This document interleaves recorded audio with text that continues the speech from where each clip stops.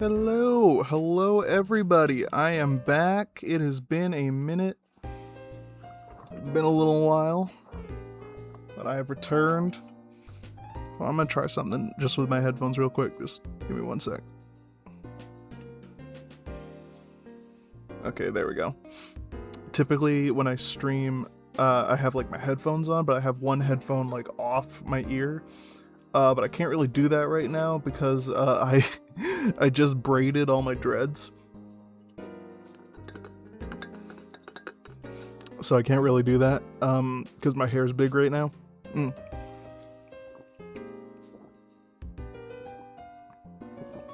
I could probably take my braids out now. But yeah, it's a little sore. Hold on one sec. Okay, all good. But hello everyone who's here right now. What's up, Butterfly, Hideki Nishi, Starkist Bubbles? Good to see all y'all. Very good to see all of you. Yeah, so I haven't, it's been a little while. You know what, I can't stream with both my headphones on. It's just weird. Doing pretty well. That's good. I'm glad you guys are doing well. So it's been a little while for me, since my last stream. My last stream was, 3 weeks ago now. I took a break a couple weeks ago because I was visiting family. It was actually, yeah, it was kind of impromptu, sort of. Like my mom texted me. It was like, hey, we're doing like, it was it's not okay. Whenever I say this, everyone's like, oh, I'm so sorry, but it's not a big deal. It was just like a memorial for my grandma. She passed away, but it wasn't like it wasn't like a sad. It was a very positive service. It was very nice. But yeah, so I was away for that. My mom just texted me out of nowhere and was like, hey, do you want to like come down for a couple days? And I was like, hell yeah I do. I'm feeling homesick anyway, so like, yeah, I'll hop on a flight.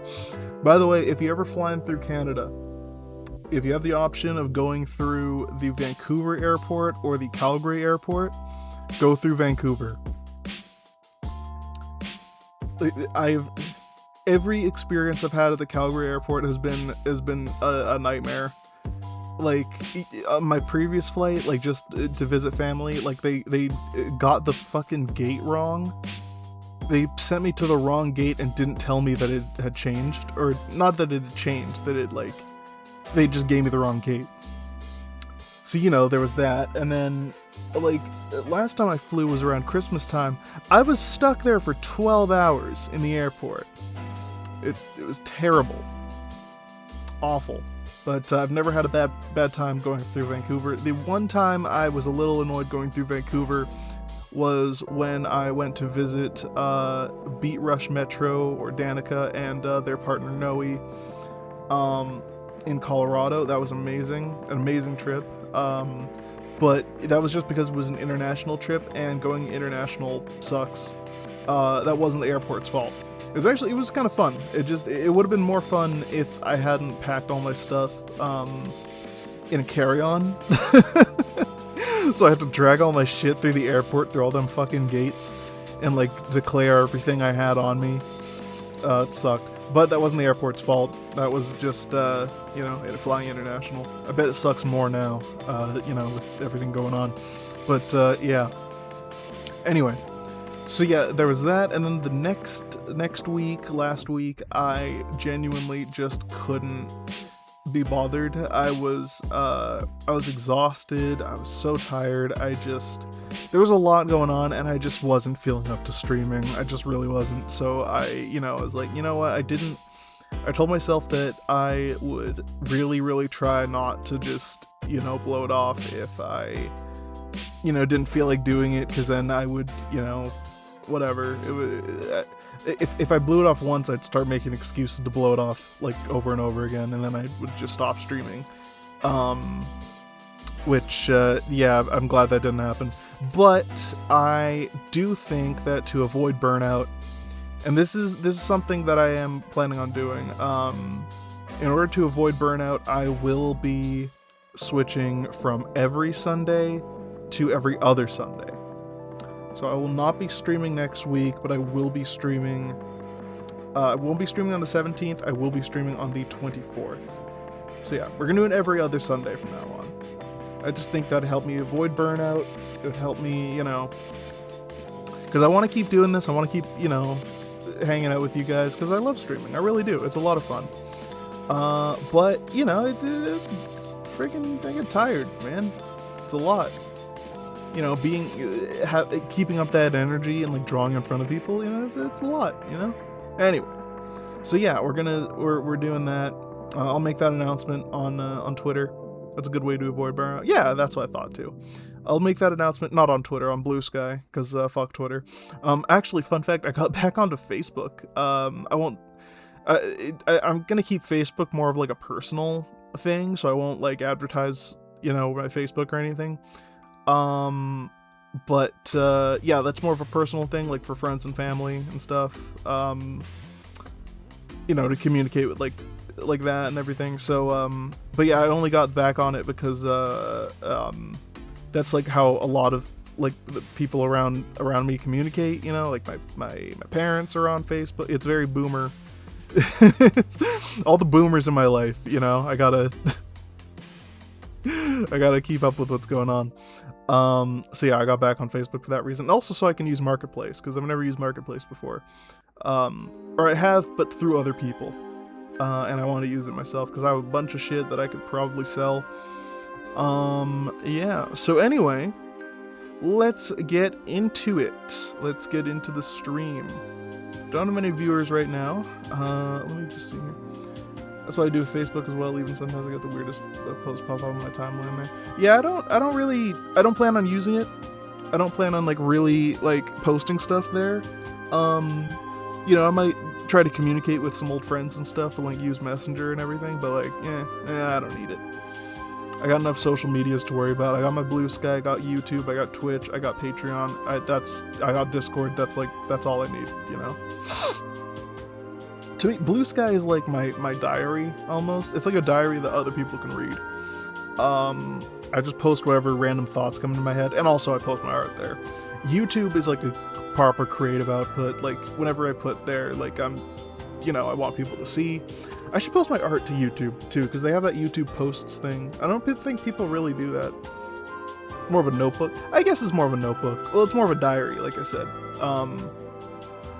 But yeah, I think that's about right. And then yeah, YouTube. People don't really post art to YouTube, I don't think, like to YouTube posts or anything. I've done it a couple times and people seem to like it, but it's not really a thing that people typically do. I should do another art dump video. People like those, like where you just make a little video, like, or usually YouTube short. Crumble, my fiance, wants me to use TikTok more. I used TikTok for a bit, but I don't know. It's just too much keeping up with both of them. But no, TikTok is good. I don't know.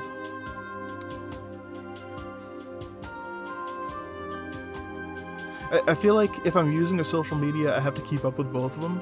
I feel like if I started using TikTok again, it would just be like, so I'm making my stuff for YouTube, and I'm also putting it on TikTok. You know, if that makes any sense. Plus, my family's on TikTok, and I don't really want them, like, seeing my work. They don't need to see none of that. Anyway, I'm gonna posting long plays. Yeah, I never really got into long plays.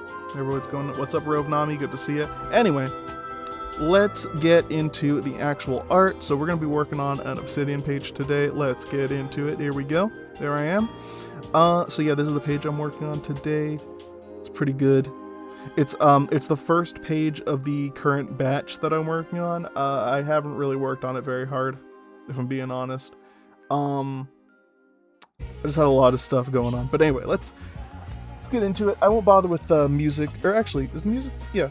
I won't bother with getting new music or anything. I'll just like keep playing the music. Actually, no, I will actually, because I like getting music. So let's mute that. Turn on desktop audio. There we go. Because I want to hear like when, you know, notifications happen. Anyway, let's get something going here. Move this over here. What kind of music should we listen to today? How about I wish I could just play whatever music I actually listen to, like just play Spotify or something, but I can't. I've been listening to a lot of like divorced dad rock recently. Stuff like Creed, Nickelback, Stuff like that, you know, whatever. Let me see here. Music.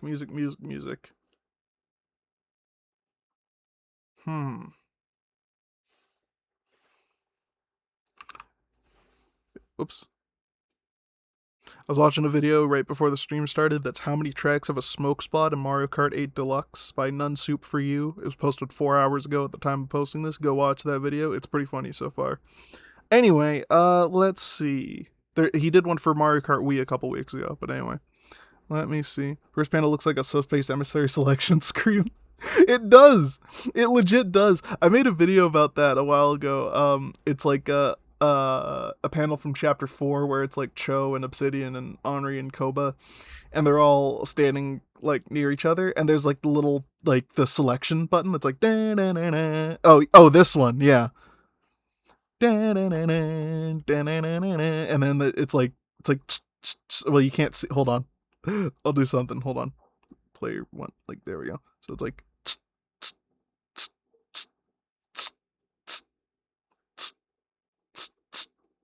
you know, like that.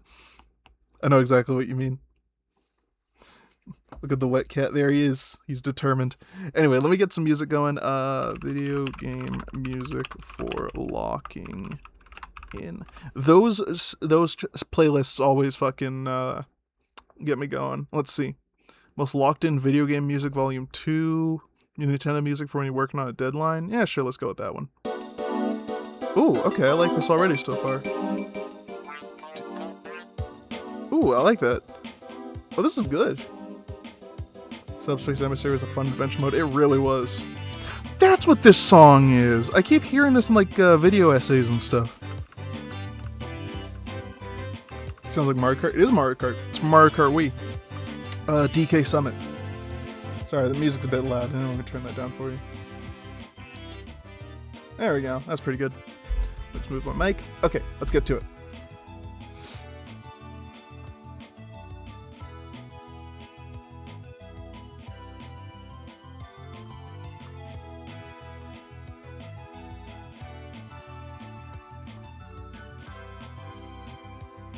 God, my hair hurts. For those who weren't there at the beginning, I mentioned that I braided up all my dreads. I got out of the shower and I really like that dreadlock look where like all the dreads are nice and curly looking. And the way that you achieve that is by braiding up your dreads. Oh, it's a bit loud. I'm just gonna turn it down just a little hair. There we go. The way you achieve that is by like braiding it up and stuff. So I have them all braided up right now. It's gonna look really cool when I take the braids out.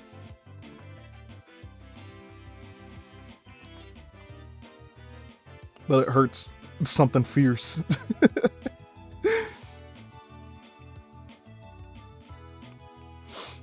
Seeing a lot of buzz about the upcoming Star Fox game. Yeah, Star Fox! Oh my god. Okay. I want to share my thoughts on Star Fox a bit, because I'm not really a Star Fox fan. I tried playing Star Fox 64 and N64 online. Couldn't get into it, that's a me problem. It was just the controls.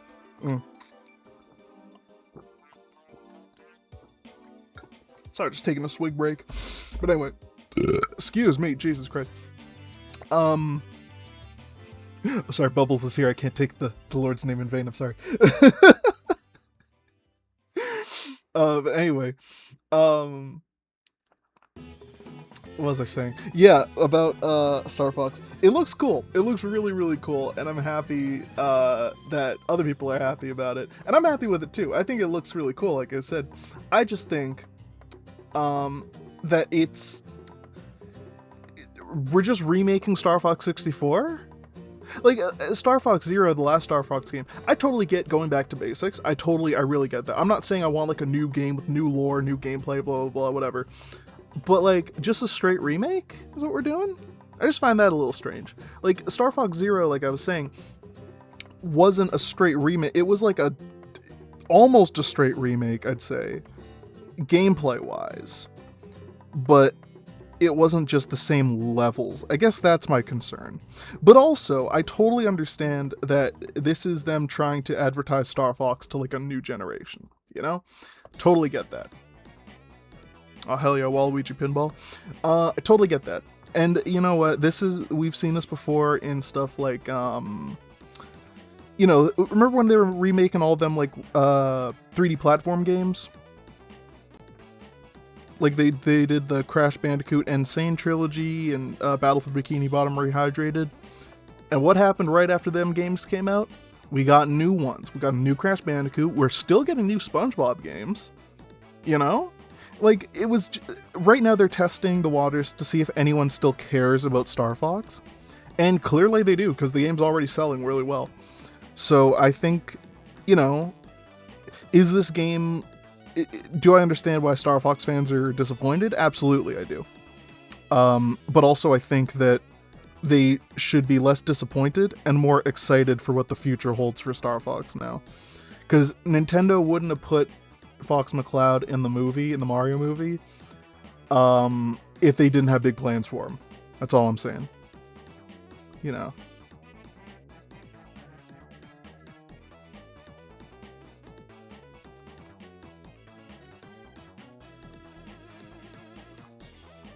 I think it looks really good. My one gripe, I have two gripes with it actually. My main gripe is it's doing that thing that I hate that games do when they put in a new entry in a franchise and it's just called the franchise. I hate that with a burning fucking passion, because how am I supposed to talk about before it was easy talking about Spider-Man PS4 because it was only on PS4. Now it's on PC and PS5. So what am I supposed to do? And Spider-Man 2 PS5, but it's on PC too. It's ridiculous. Insomniac Spider-Man, I get it's ridiculous. It's just dumb. Or like, I have to make up my own name for it, like Sonic 06 or whatever, or God of War PS4 is just God of War 4. Like, it's ridiculous. Just call it. Give it a subtitle. Like Star Fox. I'm not gonna know what you're talking about. Are you talking about like? It's not even Star Fox. It's Star Fox 64. So I don't know why they're. I just don't know. Surely there was a better idea. Star Fox Beginnings. I don't know. But it did that, and also I think Falco looks a little weird. I think the redesigns for the characters look very good. I think the realistic Anthro style is really fun. I think all the characters look very cool. The animations look really good. Excuse me. Pigma's voiced by Clancy Brown? I thought that was familiar. I love Clancy Brown. He's like one of my favorite voice actors.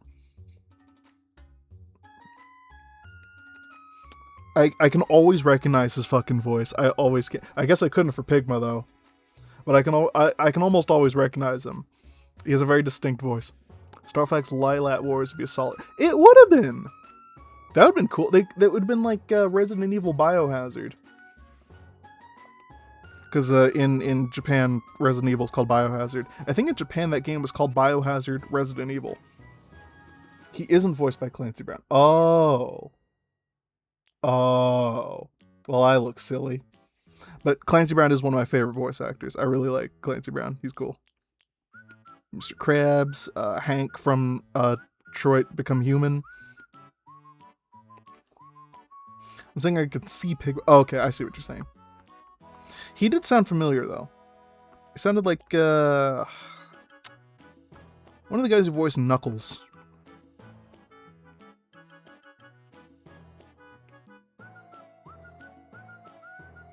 How's this song supposed to help me lock in? Would you like an M&M? I can't do the Mr. Krabs voice. I almost met what's the guy's name? Ron Paulson, the guy who voices Carl Weezer and Jimmy Neutron. I almost met him at a convention, but the line was way too long. And then the people in front of me were taking like forever. And I was like, come on, this is ridiculous. But I did see him. I thought that was like, oh, cool. He voiced 90% of the things that I watched back in the day. Yeah. That's the other thing. Like Hideki Nishi mentioned.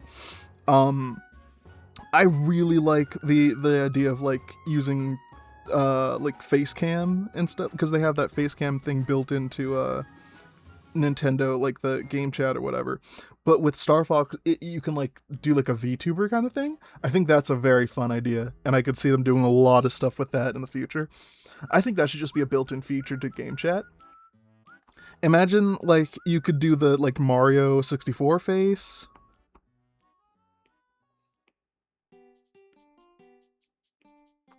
You do the Mario 64 face. You could do Dr. Kawajima from Brain Age, you know, a real human being. You could do I don't know, Kirby. I just think that's a fun idea. It'd be funny if they did it with Mii's. Like, imagine, like, they turn your Mii into, like, a VTuber. That'd be really fun. That could be really, really fun, actually. Hold on, I need my phone. Because I need a reference image for something. Where's a charger? I have a bunch of just chargers laying around here. Star Wars VT rated Star Fox VT with 4 members. That's funny. Perfect for Tomodachi live streams. I would love to stream Tomodachi live, but unfortunately, if y'all remember, I had a problem a little while ago. Is this Star Fox? No, it's not. I thought it was for a second, but no. I had a problem a while ago. The Switch capture device that I bought did not work, or it wasn't that the device didn't work. It was that the, for some reason it didn't work with Streamlabs. Streamlabs is strange. It's been acting weird lately. I might need to, like, do something for it, but either way. It, yeah. So unfortunately I wouldn't be able to stream Tomodachi Life. I would love to. I want to start a new island, because you can do that. You can, like, if you have a separate account, you can make multiple islands. I'd love to do one where it's just, like, nonsense. My fiance, Crumble. This music sucks. Hold on. Let me get a better one. Lock in and get things done. Yeah, sure. How about that one? Hold on a second. Hold on. This is all real music. I can't let... No. I'm gonna get copyright struck if I do that. But not that one. No, that's a video. Hold on. Give me,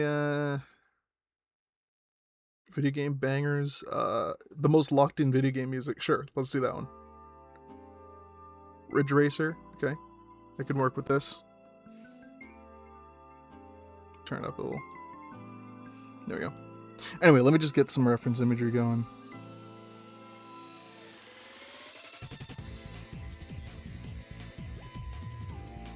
Oh yeah, also, Joel's Super Ghostbusters. Nah. That's it. I'd be laughing too hard. Also, I don't know if y'all saw this. I posted about it before, and I also posted about it on the Obsidian Discord channel, if anyone's in there. There's new merch available on my Fourth Wall shop, which I should probably link somewhere. There's new merch available. It is themed around Neon Scene Trinity, the fictional band from this comic. I spent a lot of time working on the merch. I designed it to look like real band merch. It's available on my Fourth Wall shop, which is... Let me just look that up right quickly.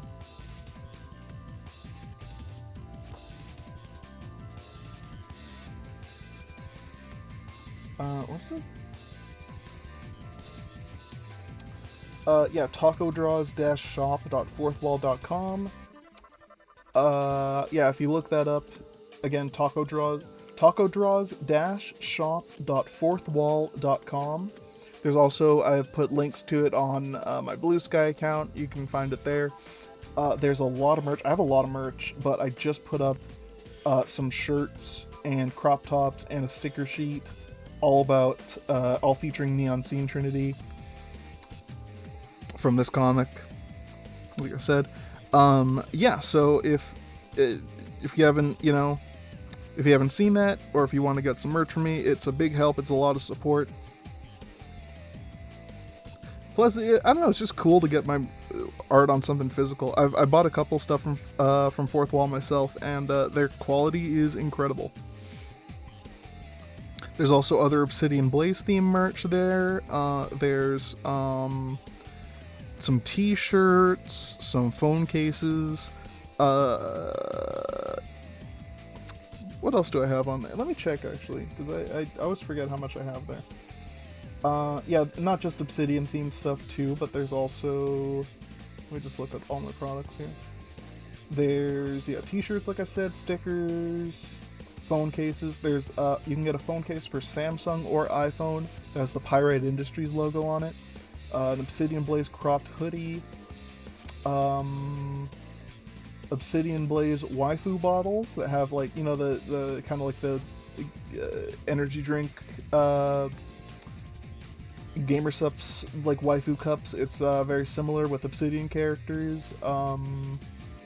I got my Poseidon and Athena t-shirts. Actually, a shirt I just ordered for myself. The Metaphor for Man's Relationship with Nature shirt. It has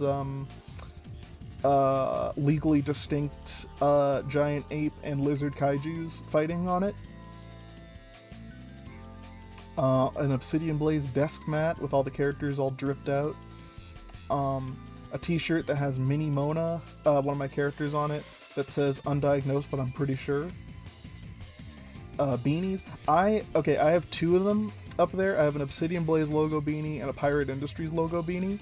They are amazing, and they're literally the beanies that I wear, like, in my daily life. They're very comfortable, they look really cool, they look really clean. It's really cool. There's a couple things here that I'm seeing are sold out, unfortunately. Oh, there's a Neon Scene Trinity beanie. I forgot about that. No one's bought that yet. A lot of Neon Scene Trinity logo merch. When we get the plushie, listen, I cannot do plushies.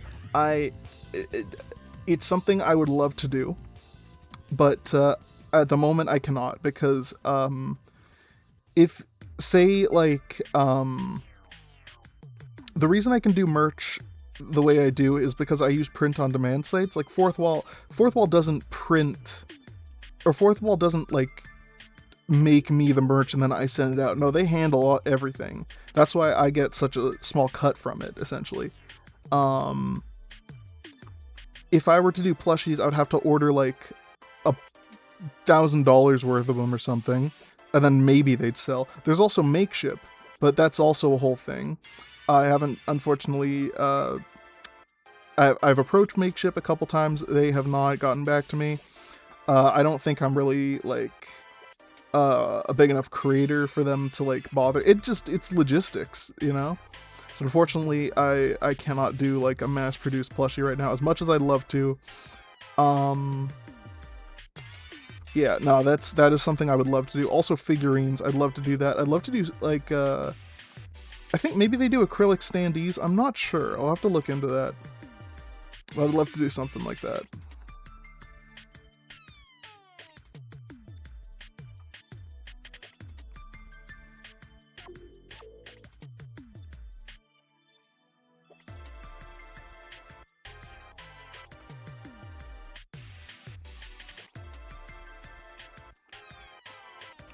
It's unfortunate, like, I'm at the whims of print-on-demand companies. I can't, like, make my own merch or anything and ship that out. Except for books, that's really all I can do. I've been looking for, like, a way to do print-on-demand books as well, so I didn't have to, like, work on it, but then, I don't know. Wouldn't be the same quality. Insert marketable plushie meme here. I listen, I was talking to my buddy Dove recently today, and we were discussing, like, kind of how we view our comics and stuff, and how we, or, you know, the stuff that we do as creatives. And I was saying that she puts a lot of herself into her work. She, not that I don't either, but to me, all this is a product, you know? I mean, the art comes first. Art comes first. Obviously, I take a lot of pride in what I do, but I didn't put all this work in to not make money off of what I do. You know what I mean?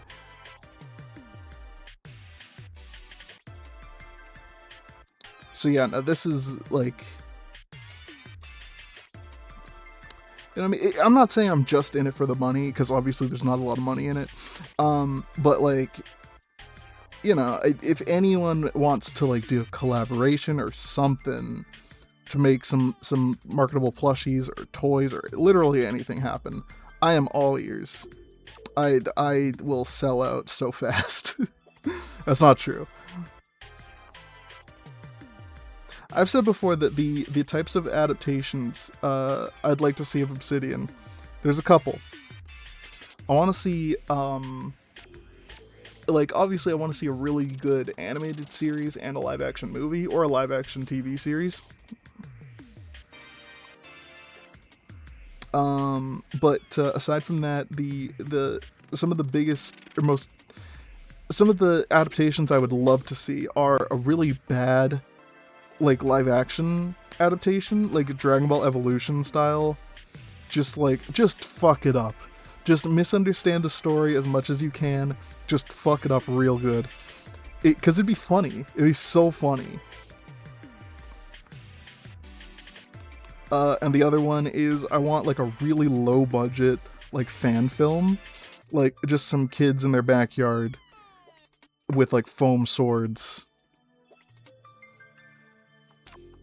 You know what I mean? Like, that's what I want. I'd love that. Like, cringe but endearing. I want the Kingdom Hearts parking lot level cringe.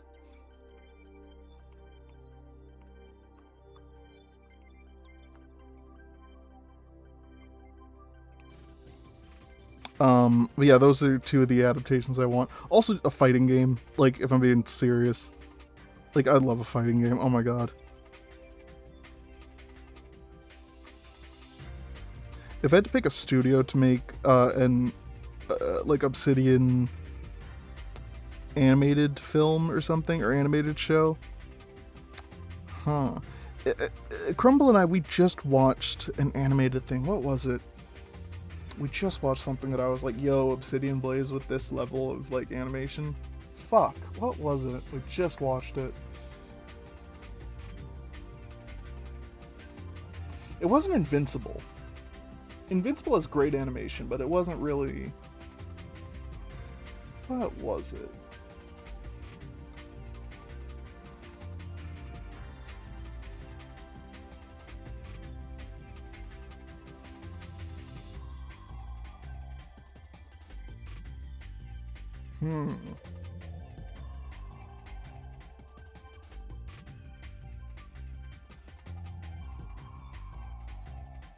Yo, they're adapting All You Need Is Kill? Oh, they already did. Oh, it's not good.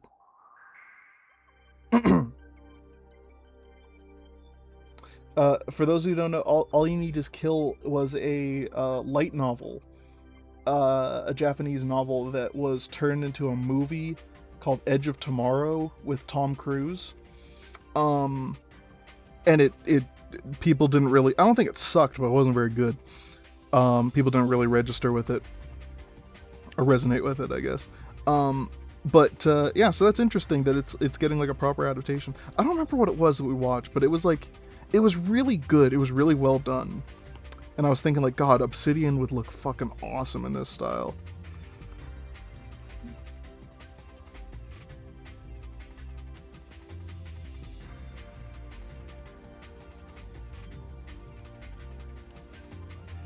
Fuck me, what was it?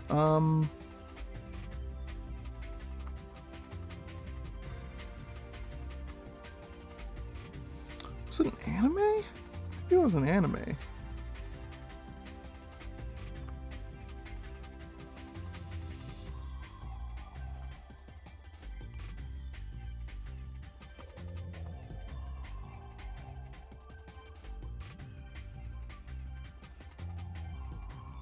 Oh, I think I remember. I think it was Steel Ball Run. The anime adaptation of Steel Ball Run from Netflix. Which was incredible. It was amazing, that first episode. And then when I was like, sweet, this is sweet. I was like, this is amazing. When's the next one coming out? And they were like, oh, we don't know. Fucking ridiculous. I swear the Steel Ball Run adaptation is gonna go down the fucking Junji Ito Uzumaki route, where it's like the first episode's really good and then they just run out of money. Y'all remember the Uzumaki adaptation? Where I won't never stop talking about the Uzumaki adaptation. I think I talked about it on my stream where Crumble was with me.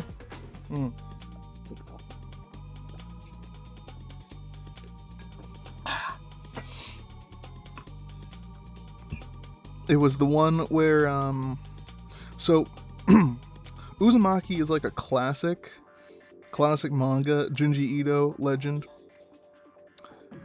And for a while, there was an adaptation that was supposed to come out in 2020, but then COVID happened, so they delayed it, and they kept delaying it over and over and over again. And then it finally came out, and the first episode was incredible.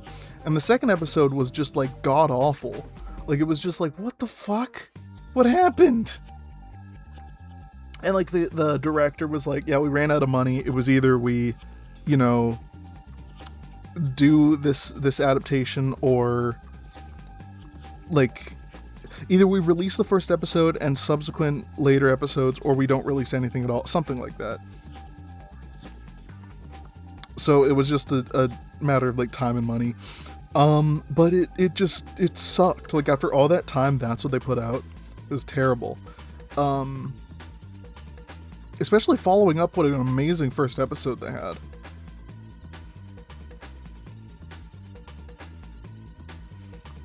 But yeah, that was rough. And I have a sinking feeling in the pit of my stomach that Steel Ball Run is going to get the same treatment, and that makes me very sad. I haven't read Steel Ball Run, but I am a big JoJo fan. I do have the Steel Ball Run books. I've read the first, like, couple parts of it. Like, the first, not chapters. I guess chapters. I've read basically up until the end of the first race. But I never got around to reading the rest of it. I don't know why. But I love JoJo, so I'm very excited for the rest of Steel Ball Run whenever the fuck it comes out.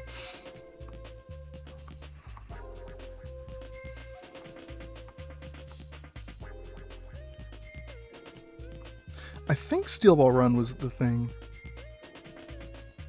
I don't know. I haven't heard of Steel Ball Run. It's crazy they just dropped one episode. So Steel Ball Run is the, what is it? The seventh. The seventh part of JoJo's Bizarre Adventure. And it is a complete reset. So it's a different universe, right? So you start, like, if you watch JoJo and you start from part 1, it's Jonathan.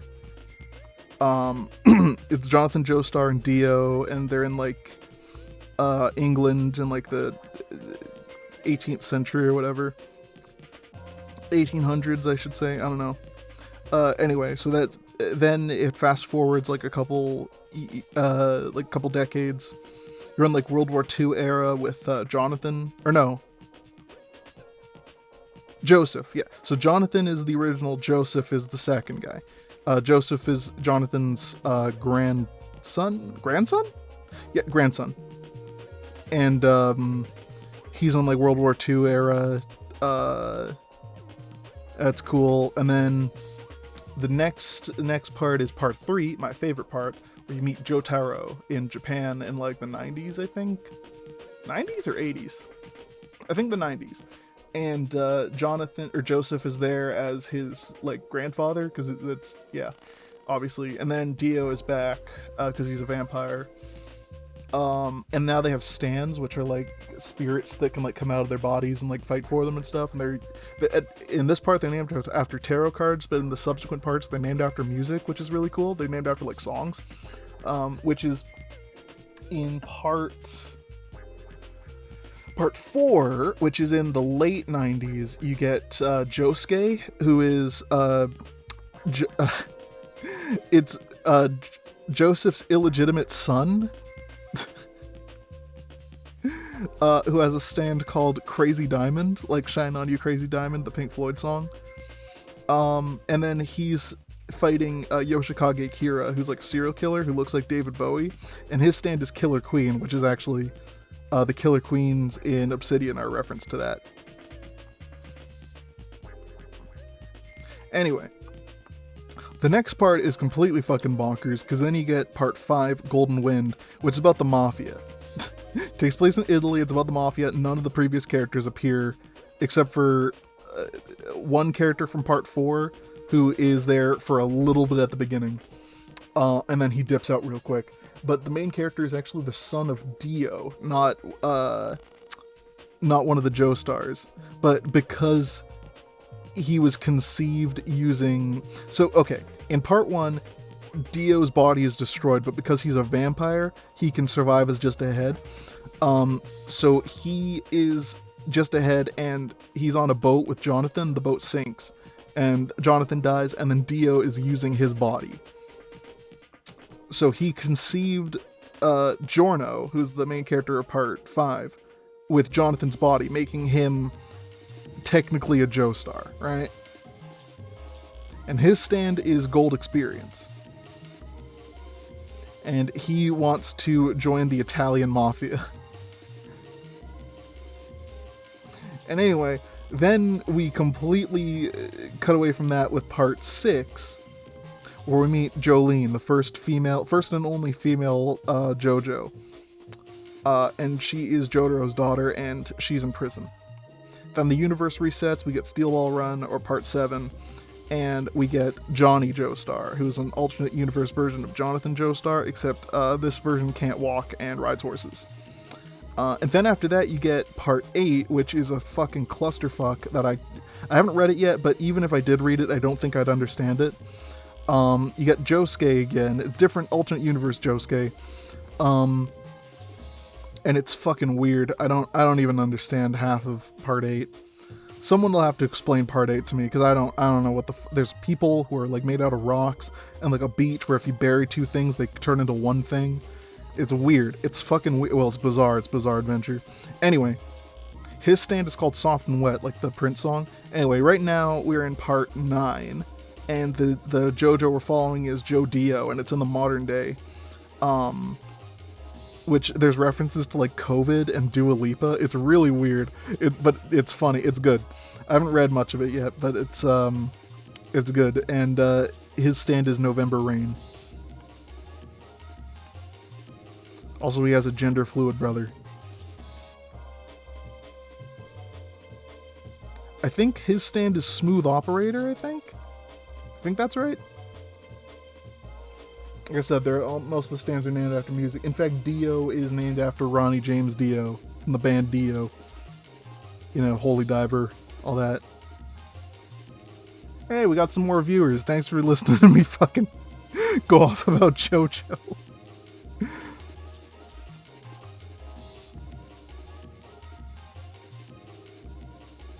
Anyway, Steel Ball Run is good, and I hope that I can't wait for more episodes whenever the fuck that happens.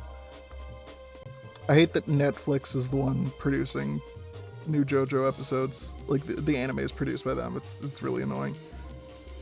Chainsaw Man's good. Chainsaw Man's real good. Crumble got me into that one. That's like one of her favorites.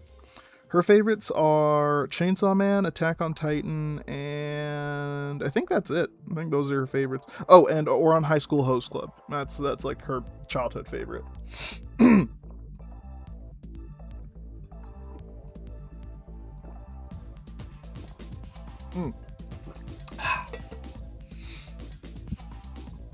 Sorry, just taking a swig. Hilariously enough to think that JoJo Bizarre Adventure introduced me to a bunch of Manson. It did for me too, honestly. Like, there's a lot of music I listen to that I'm like, oh yeah, I wouldn't have listened to it if there wasn't a JoJo stand named after that. Like, I can't think of any at the moment, but there's a couple songs that are like, The Weight by the band. That one's good. Take a load off Annie. Take a load for free. That one's so fucking good. But I heard that one from a JoJo stand. The Hand. Okuyasu's The Hand is the name of the stand. Oi, Josuke! Remember those videos? Remember those videos I used to make? Anybody? Oi, Josuke!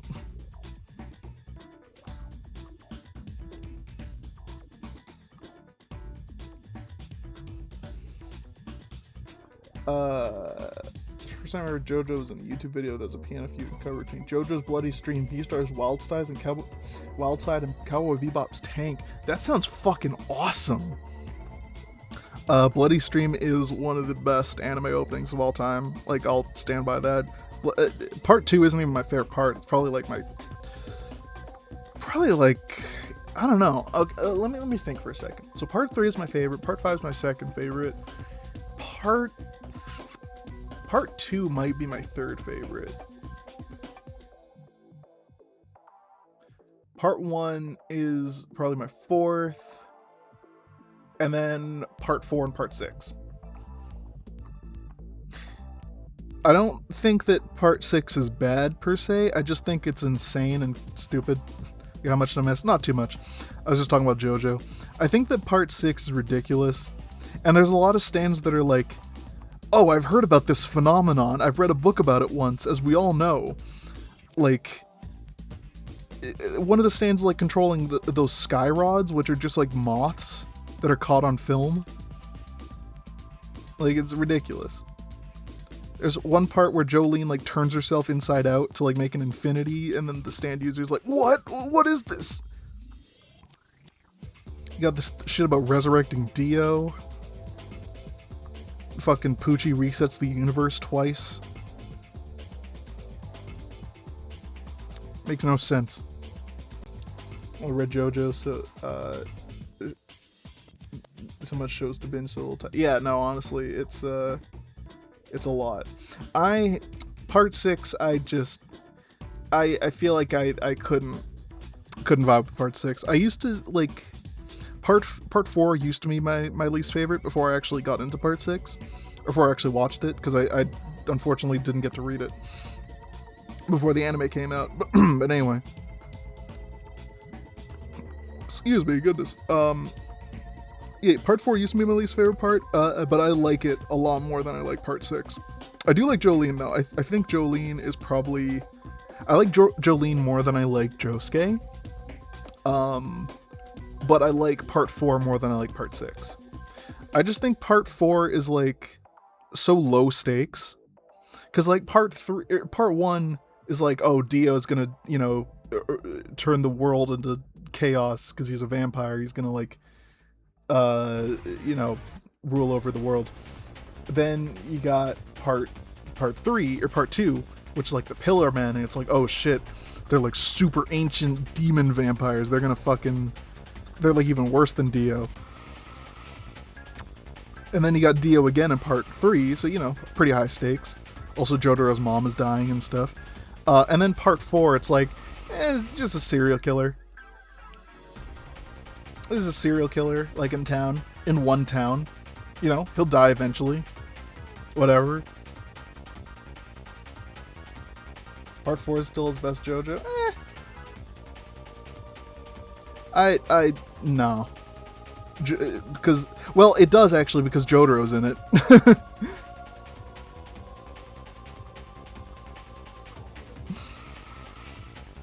Jotaro is the best JoJo, in my opinion.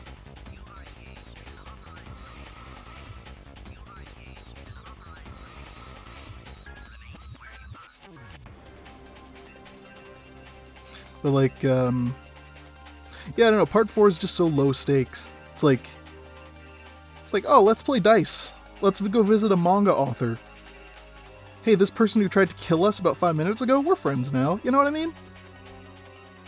That's when I went, oh yeah, you can like Josuke, it's fine. He's my personal least favorite JoJo, but that doesn't mean I like him. I just like him the least out of all the JoJos.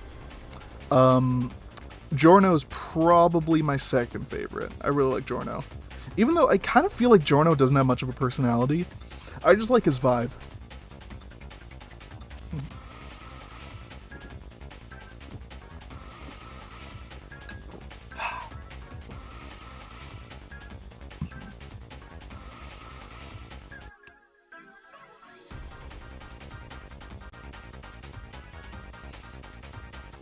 I love how drastically Hirohiko Araki's art style changed.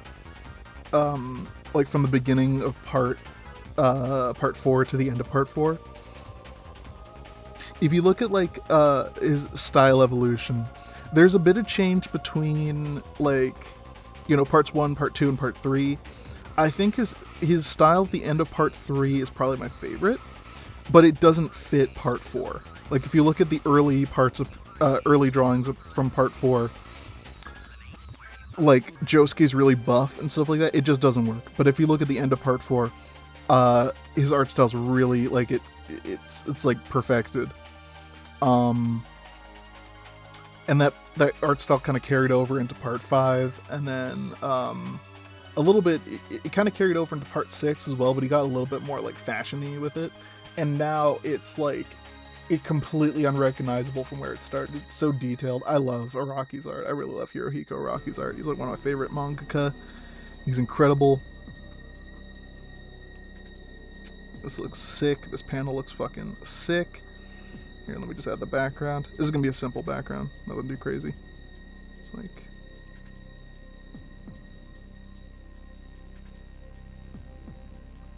Oops, hold on, let me try that again.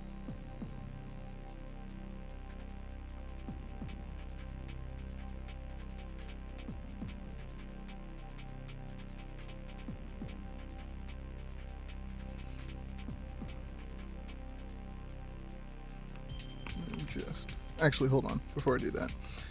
Here's how to get perfect symmetry.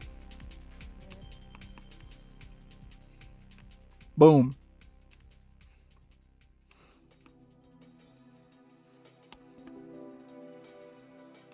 And then just, like, the floor behind... Well, actually, you can't really see the floor behind them.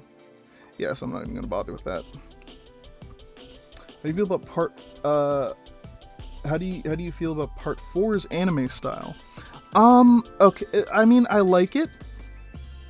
I think it looks pretty good, but I think that, it's also another reason I like it the least out of all the other JoJo, or at least I did for a bit, until, like, I think I like it the least aesthetically. I think even though like I said, I like part 6 less than I like part 4, I think that it kind of goes back to, like, the anime style, like the original. Actually, it's a bit closer to part 5. I think out of all the anime styles, I like part 5's the most. Stylistically, it's the best. Also, part 4 is my favorite JoJo villain, Yoshikage Kira. I do like Dio, and I like Cars and Diavolo, but, like, Kira's the best. He's just so fucking, like... I mean, I know I said he's, like, low stakes, but he's just, like, so... I don't know, he's just cool.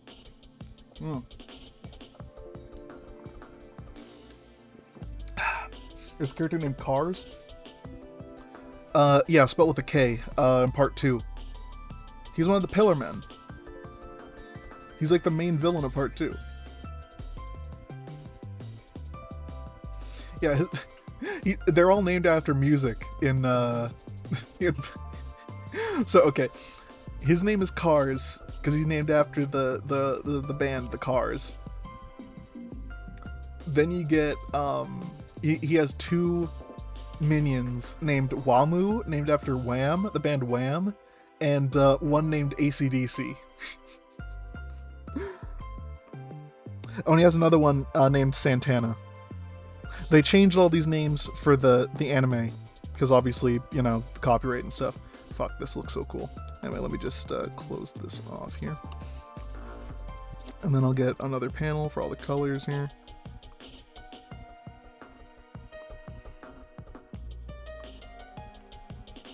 Forgot to add that. There we go.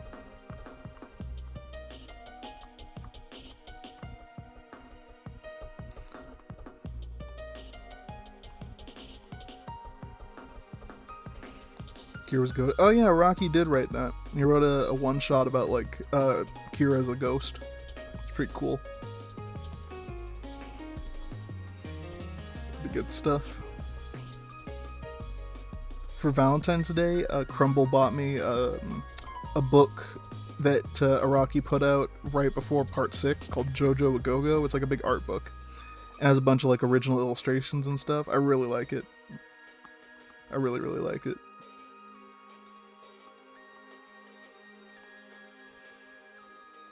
Crazy Diamond Stand Cry is my favorite. Yeah, it's pretty good.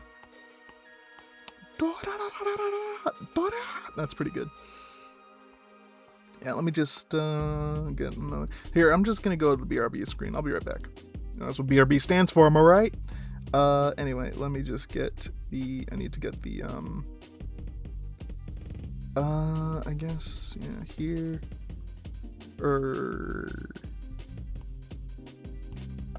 Here's one.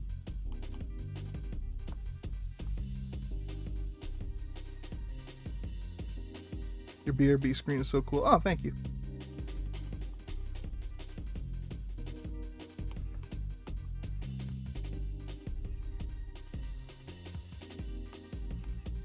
Put that right there.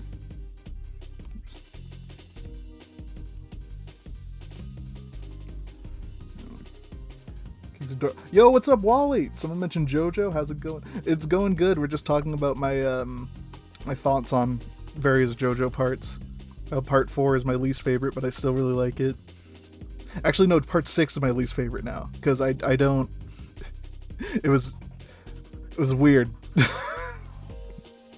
Just a lot of random bullshit going on.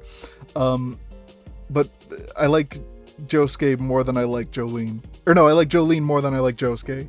But I like part 6 more than I like part... Wait, what am I trying to say? I like Jolene more than I like Josuke, but I like part 4 more than I like part 6. Anyway... this all started because I was talking about how the Steel Ball Run anime is really good, and I can't wait for the second episode, whenever that fucking happens. Anyway, yeah, you get it. Part 4 has a better story than part 6. It's not that it has a better story. It kind of does. I just feel like it's almost completely different. But I feel like part 4 is... I mean, part 4 is low stakes, and that's kind of why I didn't really like it. It's not that I didn't like it, it's that I liked it the least. But it was more coherent, I feel. There was so much going on in part 6. There was just so much going on. And it was a little... like, wait, who is this? Who is this now? Like, what's going on?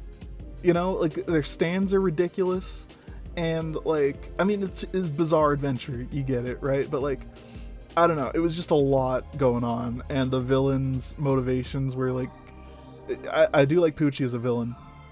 Only aspect of JoJo I remember hearing about is the Capcom fighting game. Yes, the first ever JoJo fighting game is made by fucking Capcom. And I remember watching a video a couple years ago where these guys reviewing it, and they didn't know it was based on a thing.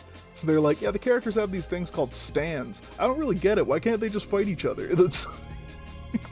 They didn't know it was based on a thing. And I find that very funny. They need to make a new JoJo fighting game. They did put out All-Star Battle R, like a remake of All-Star Battle. But that's an old game. I want something new. Anyway, let's get back to it. Here we go. Still on the games. Need to find a European one. Yeah, I don't know. What it come out for? It was for Dreamcast, right? Is that right? Anyway, let's go in here and get on the characters here. I've told myself if I ever find like a reasonably priced, if I ever find a reasonably if I find a reasonably priced Sega Dreamcast, I'm buying it. Specifically because the pirating games for it is really easy. You just need like a DVD, like a DVD burner. So I wouldn't have to like spend too much money to get games for it. It'd be easy.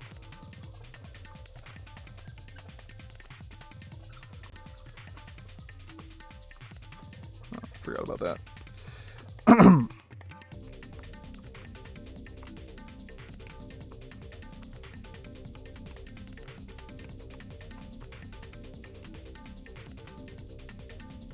I always liked the Sega Dreamcast controllers. I didn't really play video games as a kid, to be honest. I started playing games when I was maybe 10, around 10, 9, 10 about. And I started playing like DS and stuff, so I didn't really have all that stuff like that. I did have my dad had an Xbox, right? Because no joke, I'm not doing a bit. My dad literally worked at Microsoft, and he got an Xbox as like a gift or something.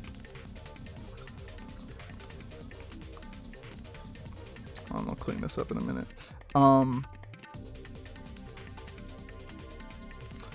So that was another thing we had, but aside from that, I had a Wii, and I had a PS3, literally only so I could play Little Big Planet, and also Soul Calibur. But yeah, I didn't really start gaming until I was like,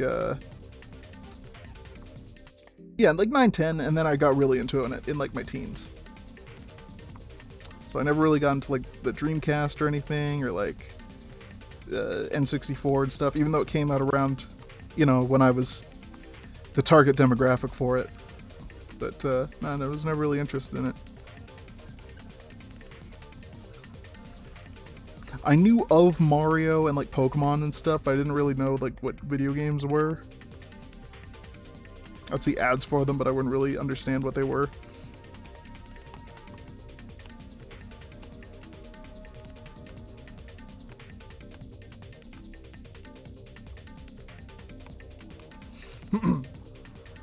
They're saying the Japanese version of the games are hard to find, but the European ones, those prices are stupid. I would believe it. You ever played Borderlands? I haven't. But I do own it. Someone bought it for me on Steam. I think Dove actually. And I've like watched friends play it. And it's not really my thing, Borderlands. I like the aesthetics of it, and I like the writing, I like the humor. Not really my thing. That movie apparently stunk.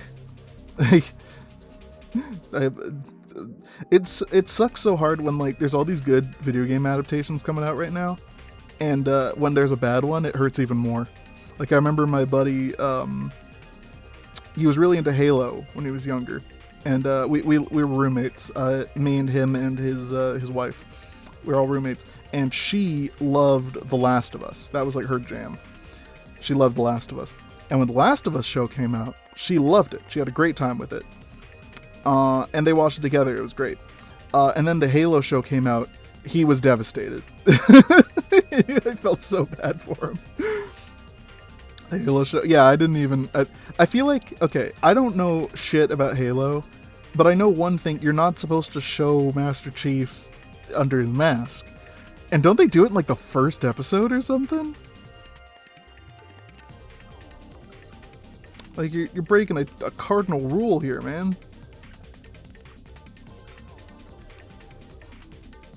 I played so much Halo. I played a little bit of Halo. I played a little bit of it because I think, again, Dove bought me it on Steam. Like the Master Chief collection. I've always had like an admiration for Halo. I think it's really cool aesthetically. I think the characters look really, really cool. I think the lore is cool, and it revolutionized fucking the first-person shooter games. I think Master Chief is a really cool character. I just never really got into it, So if I hear that vibrating, I think my upstairs neighbors are using their dryer. It's a little loud, but it only goes for like 5 minutes, so whatever. Excuse me. Like that, I don't really care about the show. Yeah.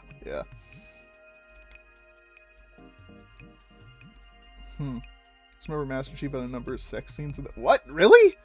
I thought, like... I mean, I know there's that rumor that...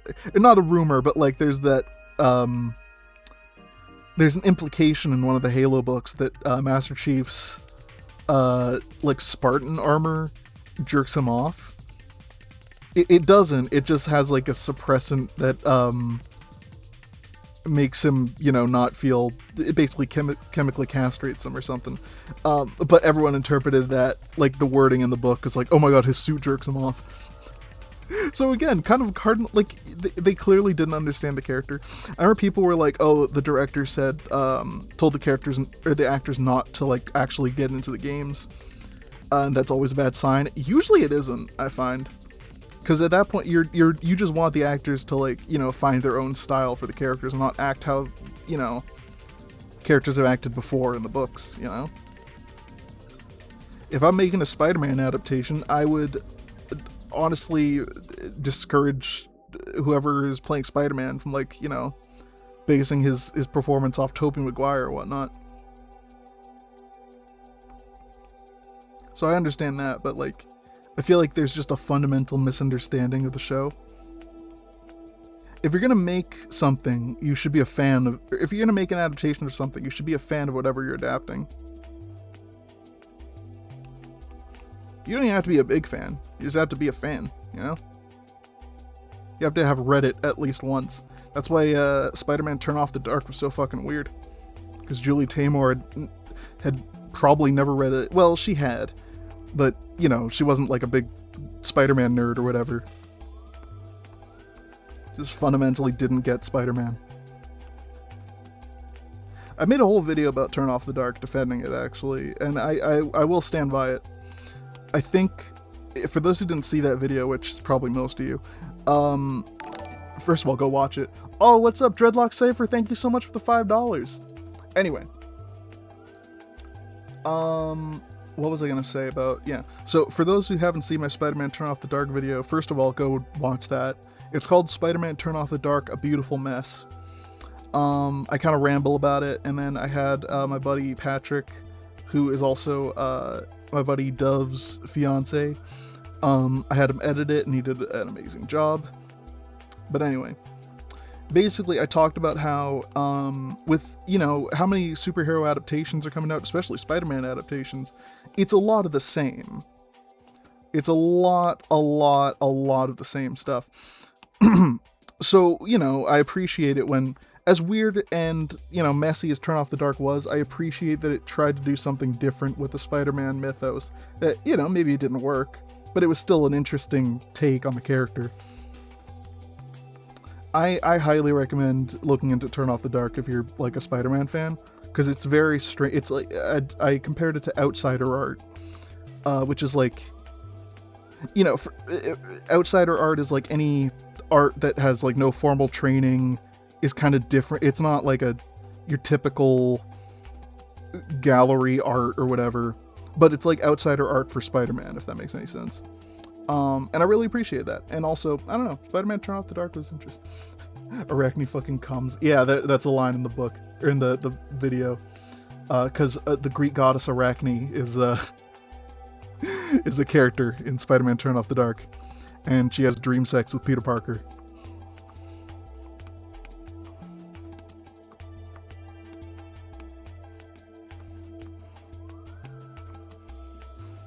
You remember watching that video? Play wasn't interesting.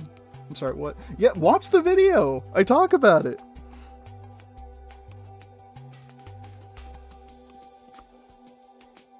Anyway, let's get into coloring here. Coloring Koba and Henri is easy because a lot of their colors are the same. Like, they have the same hair color and skin tone and eyes and stuff, so I usually color them together.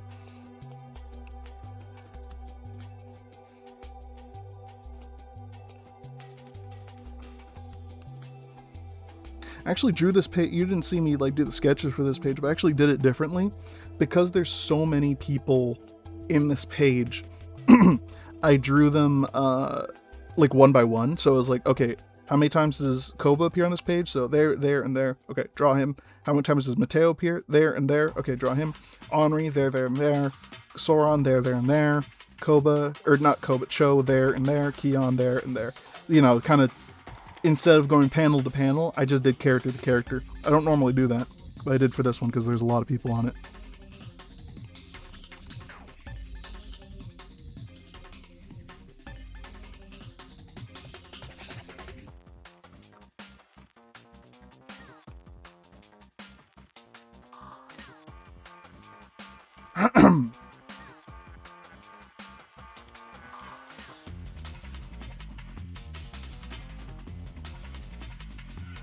I'm actually, speaking of the videos I made with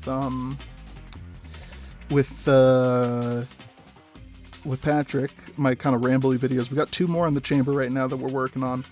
One of them is about the Man of Steel, like Zack Snyder DC movies, which he said is almost done. So I'm looking forward to that. And then also I recorded one that I'm currently editing because it was really long and I kind of I rambled a bit too much in it, and I kind of wanted to edit it down to make it a little easier for him. So I'm still editing the audio for it. But it's about Animorphs, the Animorphs book series. which if you've, seen my stuff on Blue Sky, I've been obsessed with lately. The fan art I've been doing is actually for that video. I remember watching Last of Us. I'm curious as to how they'll do season 3. Neil Druckmann's no longer involved. Interesting. I didn't watch season 2. I did really like season 1 though, and I don't like The Last of Us as a game. I find it incredibly boring and melodramatic. So the fact that I liked the show was interesting. My parents liked it too. They didn't even know it was based on a game. Oh, hold on, I fucked up here.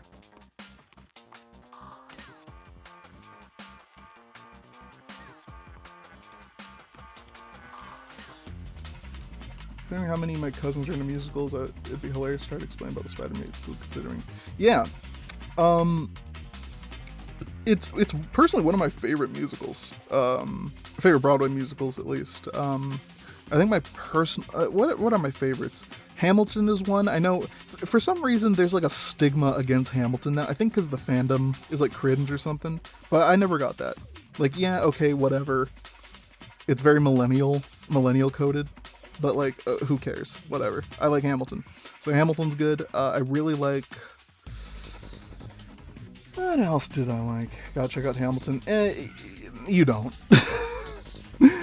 If you're gonna do it, I would check out the soundtrack, because even though I'm a fan of Hamilton, I will say the soundtrack is better than the actual show. Just like listening to the soundtrack is better than the show. The fucking little animatics made by 14-year-olds is better than the show. It's on Disney Plus, like the pro shot, and it's a really good musical. It's very well done. The choreography is good. And I actually did get the privilege of seeing it live, not on Broadway, but it was like a traveling version, and they were really good. Oh, hold on a second. The playlist ended. Let's do pure video game bops for locking in. I think I did this one before. It's really good. Oh, hello. Thought someone opened my front door. Anyway. Anywho, obviously Epic the Musical is incredible, but that's not a Broadway show. I'm talking like Broadway stuff. There's one I've been interested in recently. It's not a musical, but it's a play called The Skin of Our Teeth. And it's like this weird allegory for like human nature, or not human nature, but like the progress of man and stuff. I don't know, I haven't found any information about it because it's really old, but there's a new version of it that has puppets by James Ortiz, who is the puppeteer and voice behind Rocky and Project Hail Mary. He has a background in like theater and stuff, and he's actually done a lot. He did a show called The Woodsman, which is about like the Tin Woodsman of Oz and stuff, and he was like the director and the main actor in that, and he puppeteered the Tin Woodsman and stuff. That's why I heard about it before, and I didn't realize it was the same guy who did Rocky until I looked into it. But yeah, the apparently, I don't know how true this is, but I just looked it up this morning. By the way, it is Mother's Day. If you haven't said Happy Mother's Day to your mom, I suggest you do it now. But anyway, this morning I looked up like when is the digital release of Project Hail Mary coming out. Apparently it's coming out in 2 days, and the Blu-ray release is coming out the day before my birthday, so I'm pretty happy about that. You're the Epic Musical, some kind of animated movie. Literally everybody has been telling me this. Everybody's been being like, "Oh, yo, Epic Musical's getting an adaptation." I'm like, I know that. Jorge Rivera Aran's the guy behind Epic. He has stated that he wants an animated adaptation. I think he said a stage adaptation and video games based on Epic. Yeah, I think, I don't know, the animated thing is gonna be good. I think there's already an animated film version of Epic that was created by the fans. I think if you compile all the animatics that you like, you can make a really good movie out of that, including mine. Yeah, no, it's cool. I'm excited for that. I wonder if they'll like re-record the vocals or anything, or the music. I think it'd be really fucking sick, regardless of what they do. I personally would love to see a stage adaptation of Epic. That's what I want to see, because I think that could be really cool. I want to see what like they do for the puppet for Polyphemus, the Cyclops. What's up, Love Delight? Good to see you. Speaking of Epic, thank you. Go watch Love Delight's reactions to my Epic animatics, because I love watching them every time. They also reacted to my some of my condensed animations, which I was very grateful for, because I do love the condensed series. I need to do more for the condensed series. I feel like I just finished Attack on Titan condensed. Well, I feel like I just finished it, but I didn't. I finished it months ago.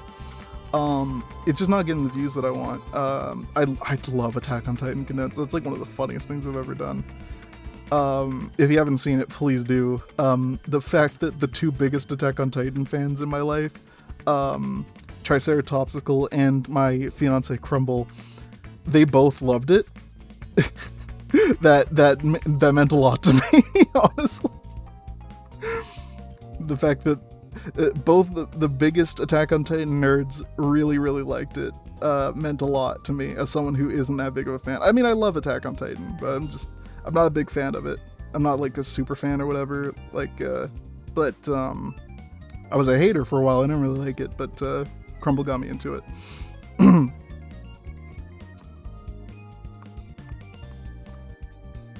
I don't watch AOT, but that was pretty funny. Yeah, that's my goal. I want my condensed animatics to be like, I don't know what this is about, but this funny video is funny. Like, I feel like that's how most people were with the Death Stranding one, even though that one didn't get that many views. Because I think a lot of people haven't played Death Stranding. Or it doesn't have that huge, I mean, a lot of people played it. I don't think a lot of people like really engaged with it. So I feel like it doesn't have like that big of a fan base, if that makes any sense. But yeah, I hope that at least my animatic, or my, not animatic, but my condensed animation for it, like, got people interested in it. Because that's one of my favorites too. That was actually one of the first ones I wrote. I really like that one. I like how Norman Reedus' dialogue is just grunts.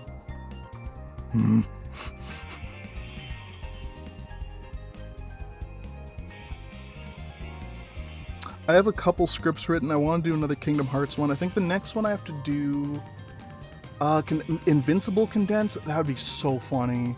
I thought about doing Project Hail Mary condensed and The Boys condensed. I don't know. I used to do a lot of condensed stuff. Like I remember I did Kingdom Hearts, then I did Spider-Man, or then I did another Kingdom Hearts, and I did Godzilla. I used to do a lot of stuff like that. But I don't know. It's just not really something that I have other stuff that I'm doing, you know? Obsidian Blaze condensed, that'd be funny. I did consider that before. I also considered Epic condensed. The Boys condensed, how much of that show is appropriate for YouTube? I don't know. I think I could do it pretty well. I might do that after the end of the current season, because that's going to be the finale. I bet I could condense all that down pretty well. Oi, Ewie, Homelander done took me son riding. I miss me wife Becca, I miss me dog Terra, and I miss me son Roy.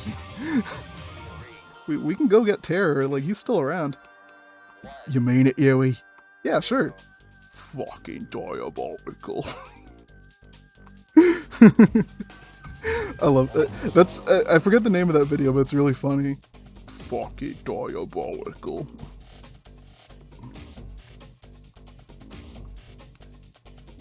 I wager if we get Starlight to mog Homelander. I can't do Billy Butcher's voice. I really can't. I'm trying my best.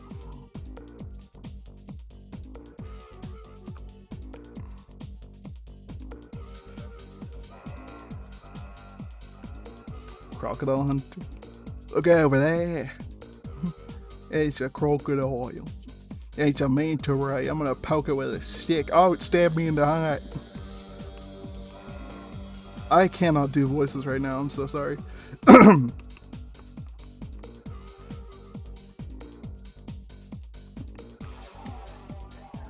think I'm too tired to do voices. I don't know. My throat hurts. I'm like a little dehydrated. I'm drinking water, by the way. I am drinking water. Just feeling a little dehydrated and a little tired. I don't know. Fucking diabolical.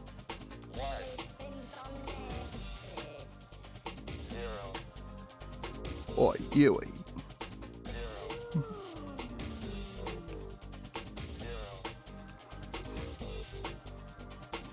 I like Meat Canyon's fake British voice. He's like, I need a point of Blywell Black Scone.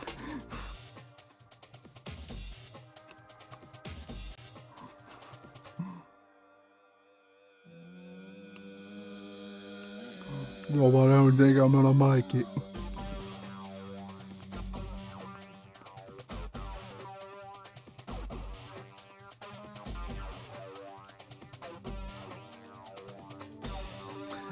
There's a couple other things I want to do condensed. I've had a script for Steven Universe condensed just like sitting on my phone for a while. I was gonna do Breaking Bad condensed. I was gonna do like a Raimi Spider-Man trilogy condensed. Those condensed videos, they take a lot, you know? They do take a while. I know they, like, you'd think they wouldn't take that much time, but they really do. Like, you gotta manipulate the assets and stuff.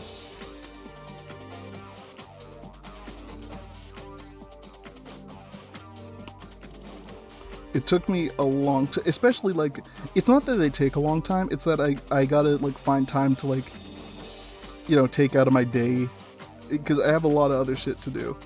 I used to be able to, like, I think I focused on YouTube for a while, back before I started doing Obsidian. Like, that was, I did commissions and I did YouTube.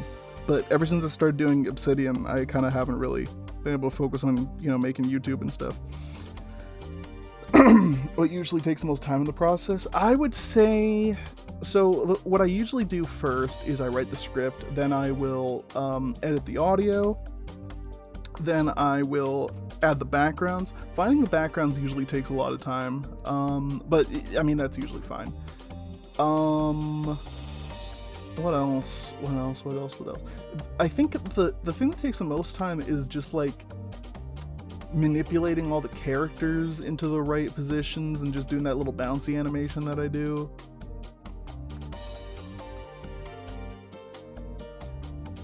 I think that's probably what takes the most time. Like the actual animation of it.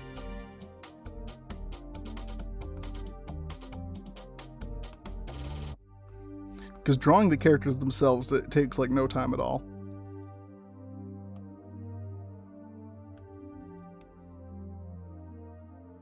Also had one for Epic Condensed. That was another one I wanted to do.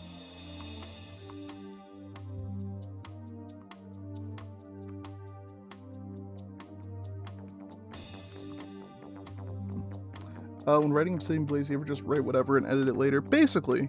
Yeah, that's essentially what I do. For example, I have an example of that. Almost 90%, not 90%, but I'd say 50%. I'd say 50% of Chapter 8 was written when I was sick with COVID. So I had COVID and I was just kind of writing whatever. I was bored, sick in bed. And I was writing a bunch of just like crazy shit that I didn't have planned. Like Sauron's entire rant at Obsidian. That was just... I mean, I cleaned it up later, but the initial draft of it was just like stream of consciousness, whatever. Obsidian confessing to Cho was not planned. Not planned at all. I think I'm doing Resident Evil condensed, do not care for the game. I'm not really a fan of Resident Evil. It's not that I don't care for it, it's just not really my thing. I think Resident Evil condensed would be good, but like I said, it's... If you're gonna adapt something, you should be a fan, and I'm not really a fan of Resident Evil, so yeah. I do think that the Zach Kreger movie is gonna be good. I really like Zach Kreger. I haven't really seen much of his stuff. I like his style from what I have seen, and I loved him in Whitest Kids You Know.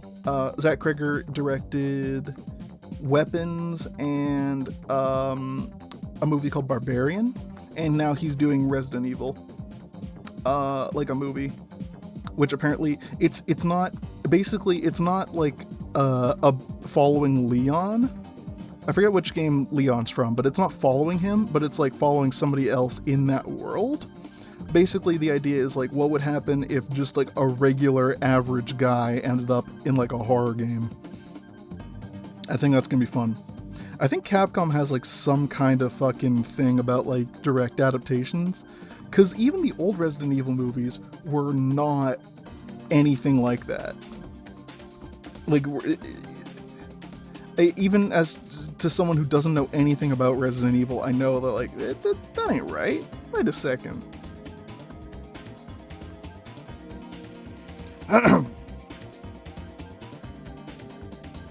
Curious to see what the new RE movie will be like. A bit iffy on it because I did not like weapons towards the end, and it seems like good potential. I like Zach Kreger. I think he's very funny. I think he's one of the directors who understands that horror and comedy kind of go hand in hand.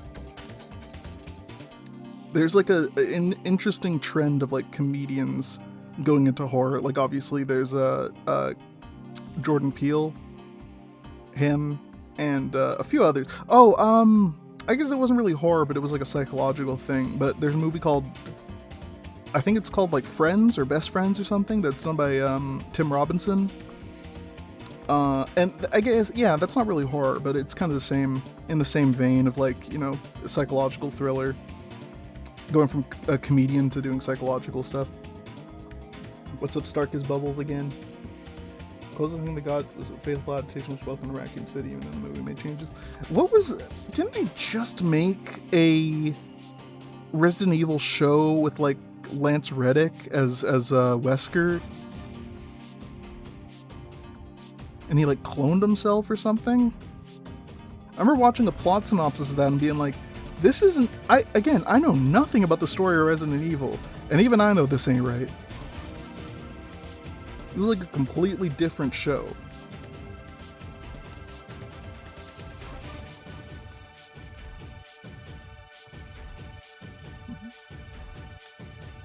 Howdy. What's up? What's up, Starkers Bubbles? Netflix already showed all I know is ended after one season. Yeah. Yeah, I don't know. I've never really... I did try... The closest I've ever come to Resident Evil... Oh, 1 second. Was on my old Let's Play channel that I had when I was a kid, or a teenager, whatever, with Triceratopsical, actually. And I won't say the name because I don't want people to find it. But yeah, we played 6? Resident Evil 6, I think? Or she played it while we watched. And then also, I think I tried playing it on... I just bought a thing... Or not just, but I bought it a little bit ago. It's like a emulator console, and I think Resident Evil was on it. Or no, that was Silent Hill, actually. That was Silent Hill. And I just wanted to see if it could play PlayStation games, and it can really well. Yeah.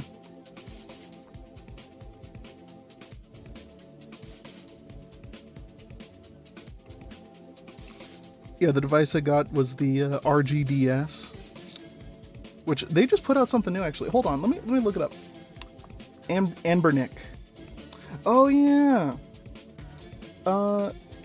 Sorry, I thought you were talking about something else, but I'm really into like I'm not really into horror as much. I try to be into horror, but I do have like a fascination with like classic horror stuff. So it's interesting that like this new version of The Mummy, that Lee Cronin's The Mummy, it's very interesting to me from the plot. I don't know. I don't know. Anyway, what was I looking up? Right. So Ambernick is the company. They make a lot of emulation consoles, and I have a couple of theirs. And oh, interesting. What's this? The RG Rotate. What is this? Happy Mother's Day. Yeah, Mother's Day deals, because that's what moms want. Fucking emulation consoles from China. Okay, what is the RG Rotate? That's cool. $82? What can it do? Ooh, it's sold out. Goddamn. Precision crafted for a premium tactile experience. The RD Rotate reignites the pure joy of gaming through its satisfying swivel screen design and nostalgic clock interface. Wow, interesting. So it, like, the screen... Oh, interesting! So the screen, like... You can turn the screen around? Or... Is that right? What? Let me look up some videos of this. Hold on. Anbernic RG Rotate. Oh, cool. So it can, like, turn into, like, a little, It's basically like my phone.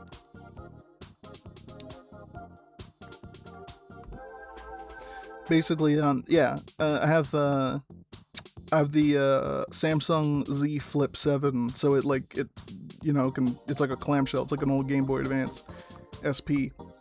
So it's kind of like that, but it swivels around, so it's a little square. Interesting. Very interesting.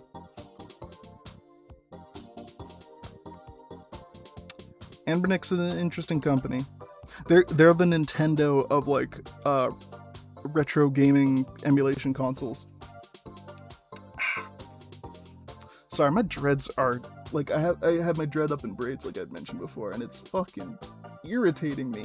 I don't want to deal with it right now, though, but I am going to take off my sweater, because it is 20 fucking degrees outside. It's so warm now. God, I appreciate it after the long-ass winter we've had.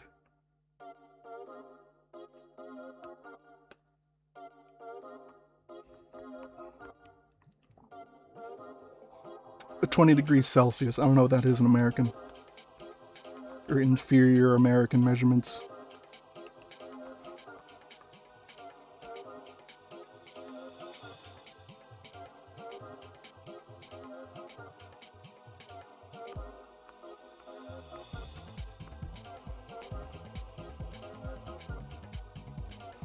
Oh, it's 3 o'clock, exactly.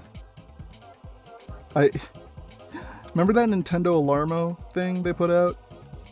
It's like an alarm clock. I have it. I have one. And it makes a chime at every hour, and I really like it. We have it on the Animal Crossing setting right now. It's nice. It's a good alarm clock. Gets us up in the morning.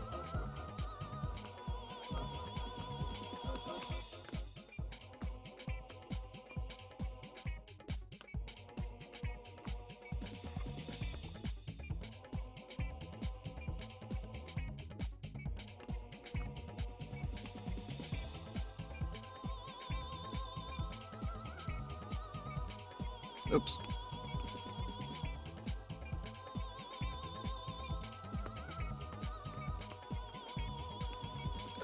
Excuse me. Oh my god. Town's quite the crocs. I remember one of them was the talking flower from Marlborough. Yeah. I remember that. It was interesting. And they just put out that stupid Game Boy that can only play Pokemon music. I talked about that a couple streams ago. I thought that was silly. Okay, there's Mateo. Let's do Cho next.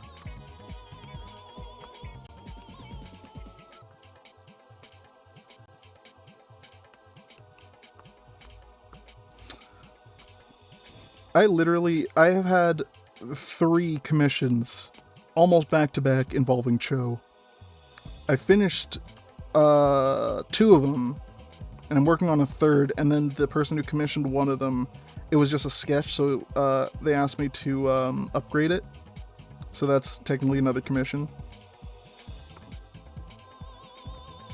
But people fucking love Cho. I appreciate it.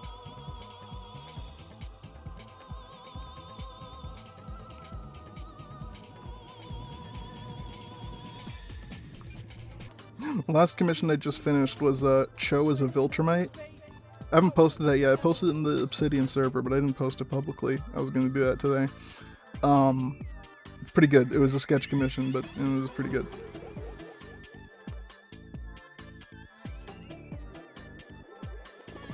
I should do the pink streaks now before I do the skin tone.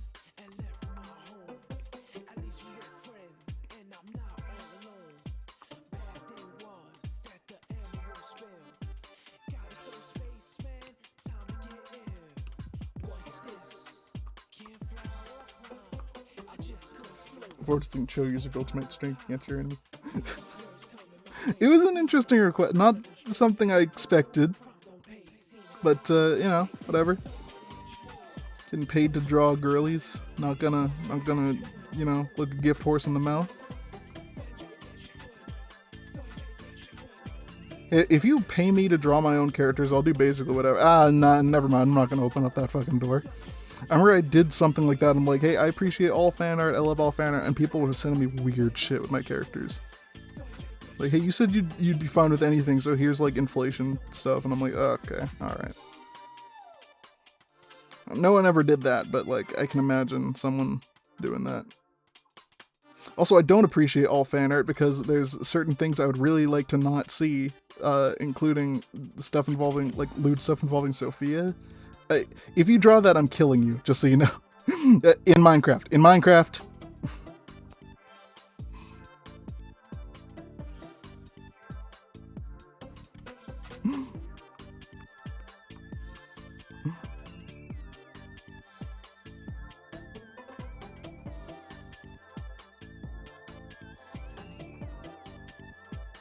I'm glad you like the commission.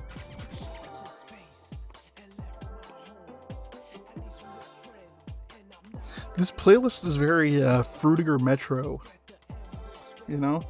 So it's important to establish boundaries when it comes to fan art of your work.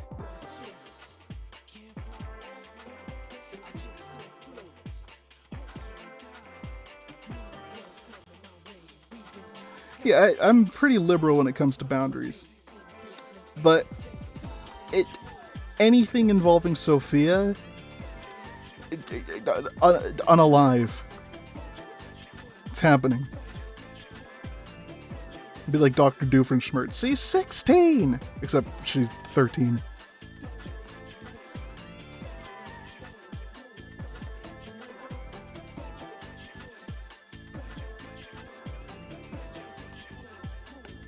I don't think anyone in my fan base would, but I've associated with some strange people in the past. You do whatever with your characters, but not mine. Mateo will unallow. Oh, he would.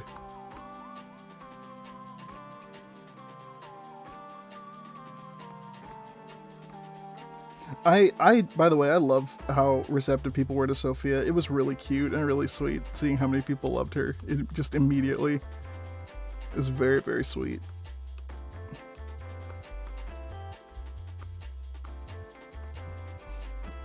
There's always the fear, better be safe and sorry. What's up, Echo Spike? Yeah, exactly. When Sophia debuted, I put out a statement being like, I don't approve of any of this, and if you do it, don't do it.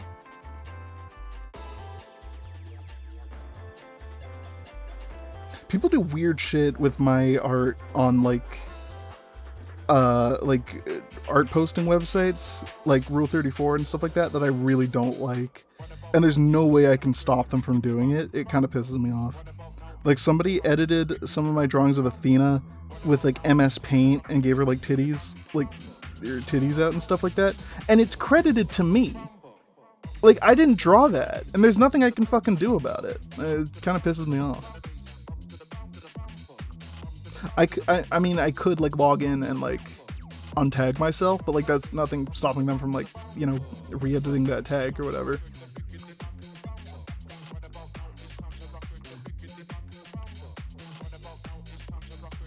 She's hotter with her top on anyway. Yeah, exactly.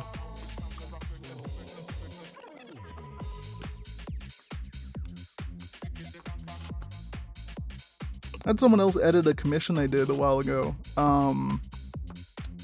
Like against my wishes, or without even, you know, notifying me or whatever.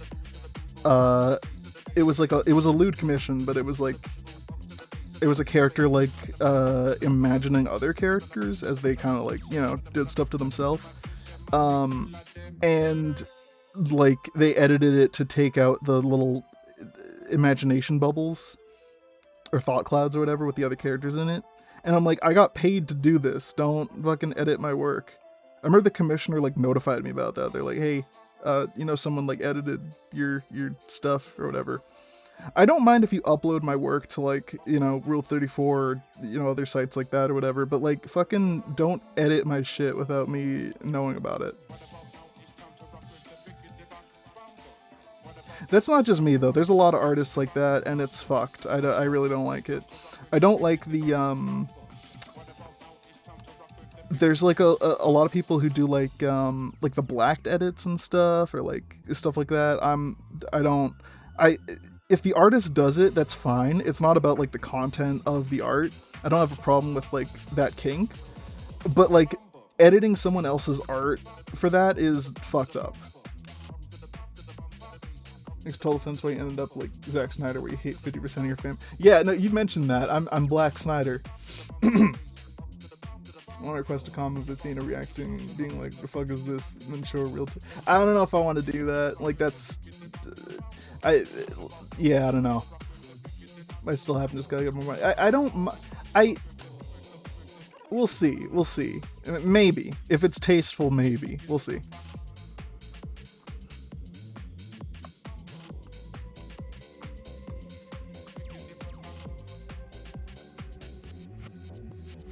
I don't want to draw attention to it, you know?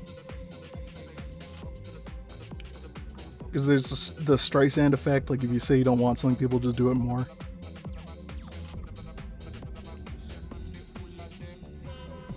I know how the fucking internet is, like I know what they would do.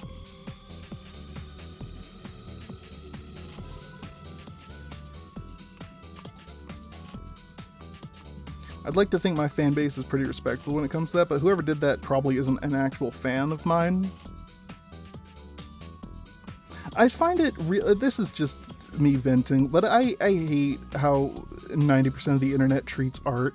Because this is why the AI shit happens, right? Like, I would say that most of the internet does not understand what actually goes into art, okay? They don't. Because I watched something today that pissed me off, and it was about like an Invincible fan animation that was incredible. It was really good. It was like 30 seconds long. It was like a fight scene between Thrag and Battle Beast. It was awesome. But all the comments were like, if the fans can do this, why can't the actual animators? I'm like, fuck you, okay? You don't understand. Like, this is just one guy in his free time making a 30-second animation. He's not working with a deadline, okay? Making an entire fucking show with a team of people. Okay? Like, it's fine to make jokes about the Invincible animation, because yes, there's parts where it's a little cheap, as with any animated project. But, like, there's just a fundamental misunderstanding of the amount of effort and stuff that goes into art. You know? I don't know if it's a misunderstanding or just like they don't care. I did an experiment where I, plugged my art into ChatGPT and was like, okay, give me a prompt to recreate this as close as you possibly can. And it did, and then I fed that prompt back into ChatGPT and just to see what it could do. It didn't, it didn't produce anything close to what I drew.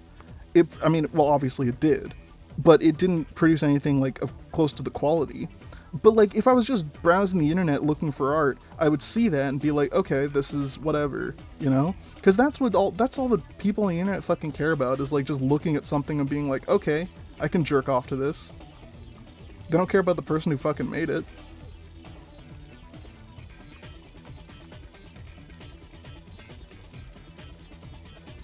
Oh, a hot anime girl I can jerk off to. Who cares if, like, they spent like hours of their time working on it? Give me another one. Mappa and their consequences. Yeah, exactly. Mappa overworks the fuck out of the animators, but they come out with some good shit. Crumble and I watched the Chainsaw Man movie, the Reze arc, I think. Is that how you pronounce her name? Reze? I don't know. But either way, we watched that and it was wonderful. And I joked like, man, those overworked animators, like, they're earning their meager paychecks.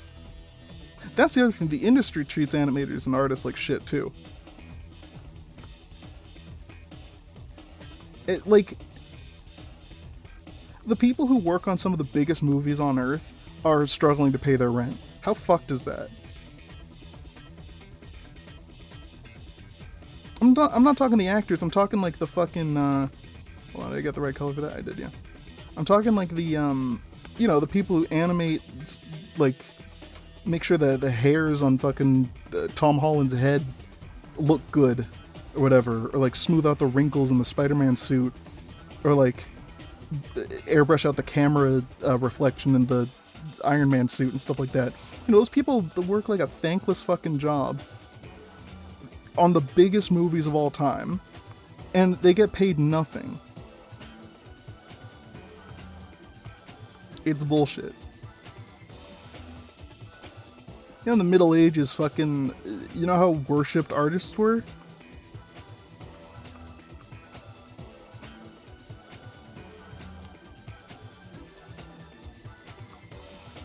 And now we're like artists these days. Like, I'm not talking like from a majority of like, you know, I have fans, I have friends, I have people who genuinely, you know, care about what I do, and that's awesome. I couldn't be more appreciative of that.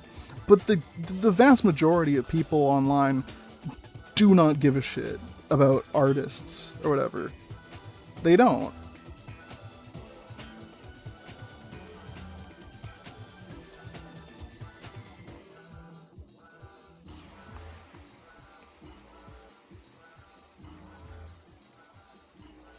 Just the lack of appreciation I find sometimes is sickening. I'm not talking from anyone in this stream. Y'all are amazing, y'all are great. But I genuinely I find that, like, I don't know. It's pissed me off sometimes. And that's why AI is such a huge thing too. Like I mentioned, like, you know, because most of these people don't care about the process. They don't care about the people behind it. They just want something they can, like, goon to.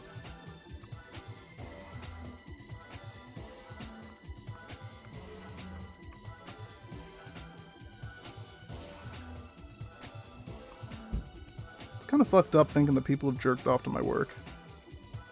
I mean, not fucked up that some of my friends have. I'm fine with that. I just think it's fucked that people I have never met and never will meet have busted a nut to my art.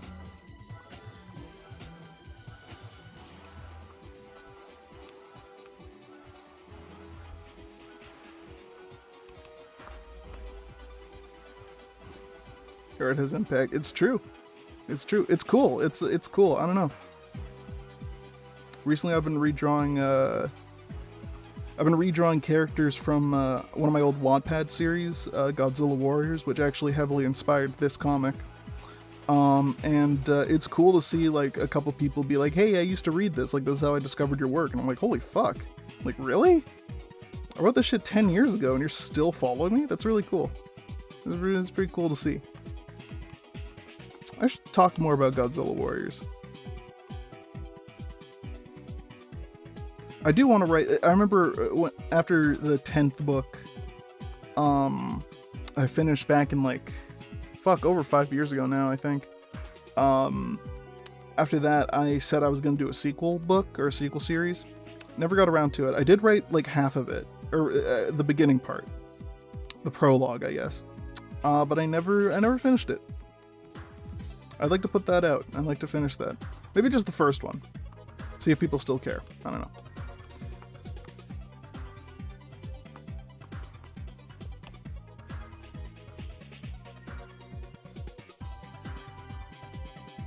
I'm actually writing another book right now. I'm writing a book called Codex. That's it's a sci-fi space opera thing. I posted about it on Blue Sky a bit, and I've been talking about it, like, privately as well.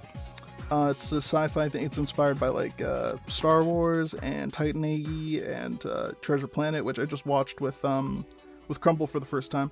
Actually, it's so funny. I don't know if Wally's still here. We were watching Treasure Planet, and she was saying, like, oh my god, this would be such a good, like, video game. Has there been a Treasure Planet video game? And I was like, I'm sure there has been. So I looked into it, and, like, I saw one of the first results was Wally's video about the Treasure Planet game. I thought that was really cool. I remember messaging him about it. I was like, yo, look at this.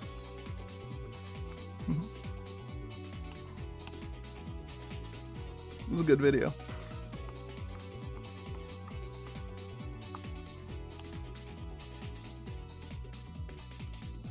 It's funny, I used to kind of upset by the people who, like whenever I'd put out, like, an art drawing or whatever, and people would talk about, like, oh, she's hot or whatever, like, that's hot.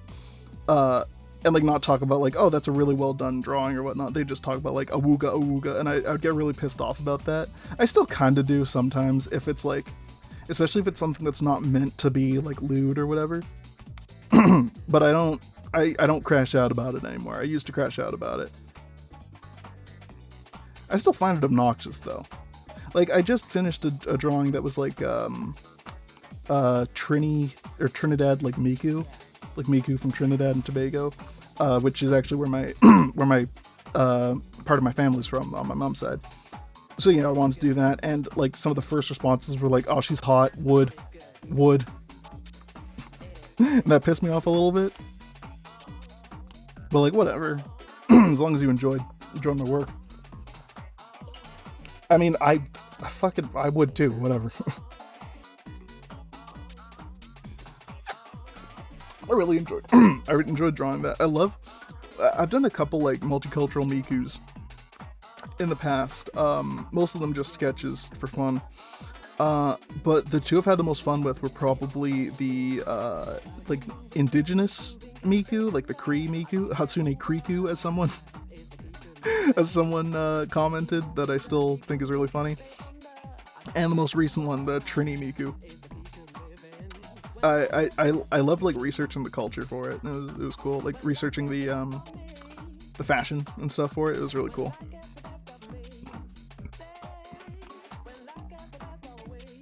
I did like doing, this was just a sketch, like a warm-up sketch, but I did Californian Miku too. That one was a bit more simple. I don't know why everyone, like whenever they do like a Miku variant, they're always wearing a crop top. Like Miku doesn't wear crop tops. He wears like a top and a skirt. Like it's, I don't know. I'm guilty of it too. I don't know why I gravitate towards that. The coolest aspects to Miku is how her character is interpreted in many different ways by artists and music. Yeah, it's cool. I like that. Miku doesn't wear, I know, but not her natural outfit.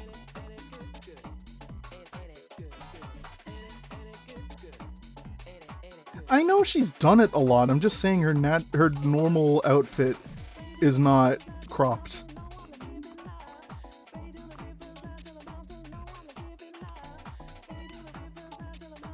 Okay, characters are done. Default outfit. Okay, can you stop correcting me on my own stream? Thank you.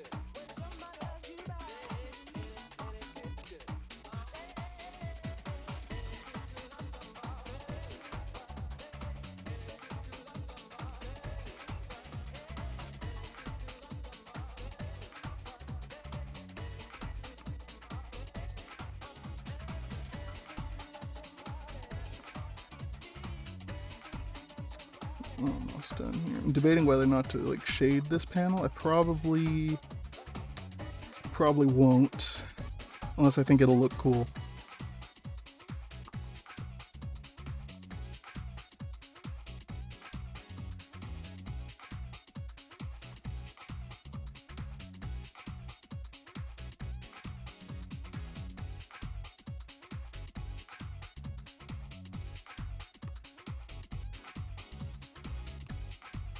There we go.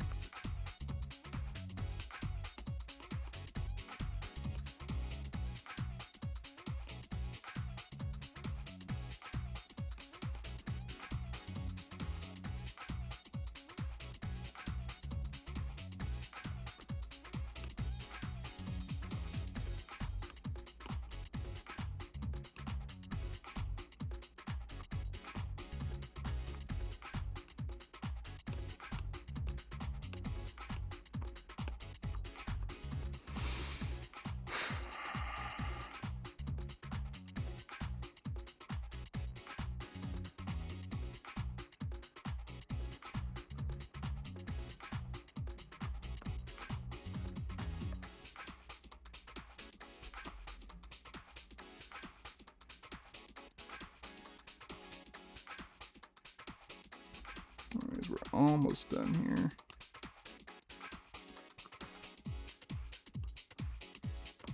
I'm gonna play Tomodachi Life after this. I was on like a streak of playing it every day and I forgot to yesterday.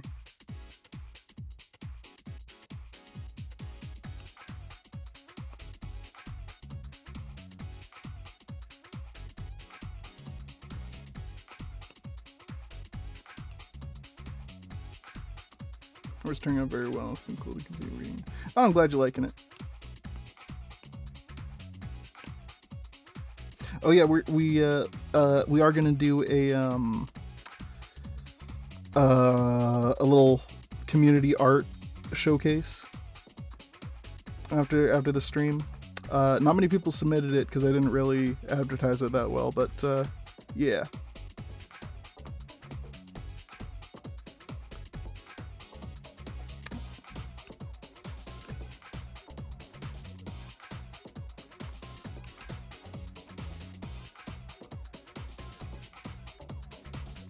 I really have been liking doing those community art showcases. I think it's cool. You know, I love celebrating some art.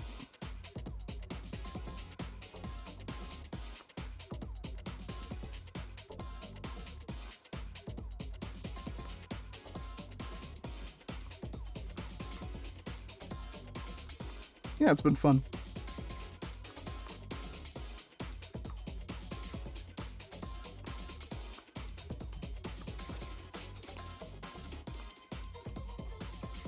Oh, Jesus. Wrong layer. I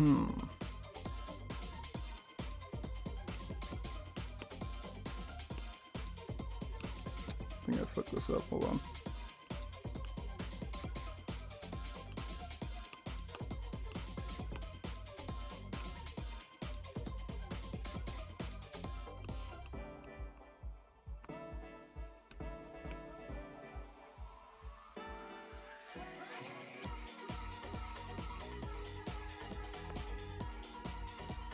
There we go, that's better.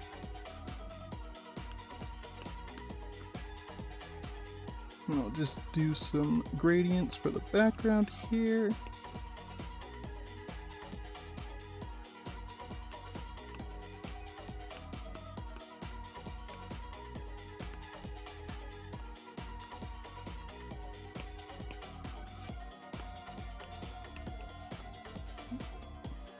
Sorry about earlier. Thank you, I was waiting for that.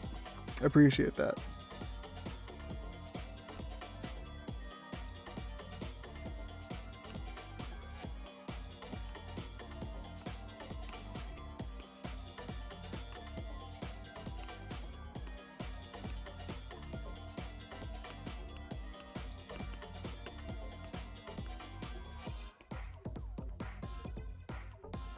I don't like the colors on the background here. Let me change that up a bit. A bit more blue here. Yeah, there we go. That looks way better. Fuck, that looks cool. Fuck, that looks cool. Oh my god, that looks cool. Fuck, I think I have to shade it. I think I have to shade it. I wasn't gonna, but I think I have to now.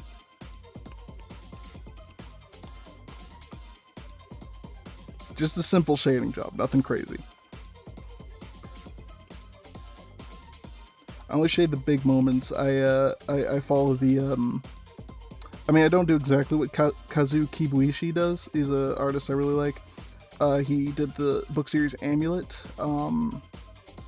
But the way he does his art is he'll like you know, he'll do pretty simple drawings for like the little panels, and then he'll do these like huge establishing shots that just like have an insane amount of detail, and like, you know, it's good. So I kind of do that whenever I do like a big moment. I'll shade it. This is a pretty big moment, I think.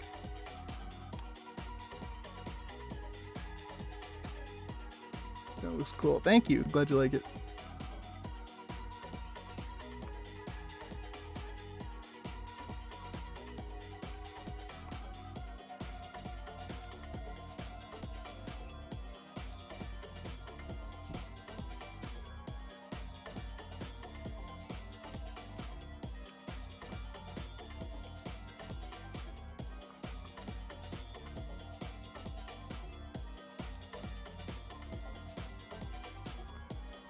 Pretty rad. Ah, glad you like it. Hey, what's up, Fellfirelinks? Unfortunately, you've caught me kind of right at the end. Well, not the end, but like we're almost done the stream. We're just gonna do the. I'm just gonna shade this really, really quick, and then I'm going to do a little community art showcase. I should find a better way of advertising that, to be honest. Like maybe something on Discord. I don't know. I don't really want more people in my Discord server. I'm not really in it very often. I more so frequent my my fiance's server, which honestly she doesn't use very much either. So I feel like I kind of run that server instead. I don't know. It's just there's a lot of people in the my main server. I do like that server still. I'm not gonna get rid of it or nothing, but I like hanging out in my fiance's server more. I also have the Obsidian server.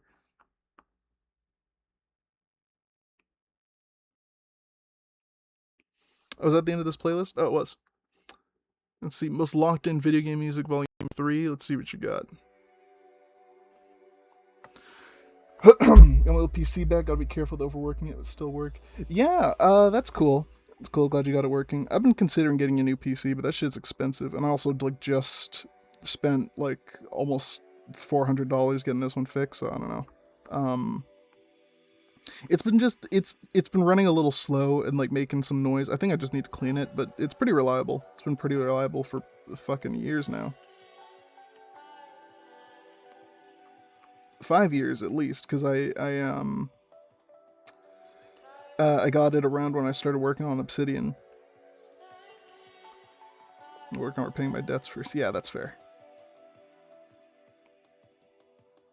I didn't realize how expensive PCs and stuff were. Like, I remember a friend of mine wanted to commission me. He's like, yeah, it's like, unfortunately, I can't, because I just got a new PC. And I was like, oh, man. I didn't realize how expensive they were. Originally, I was going to, build a PC. A bunch of my friends were like, oh, we can like from college, they were like, oh, we can like come over and like build a PC. And then COVID happened. So that didn't happen.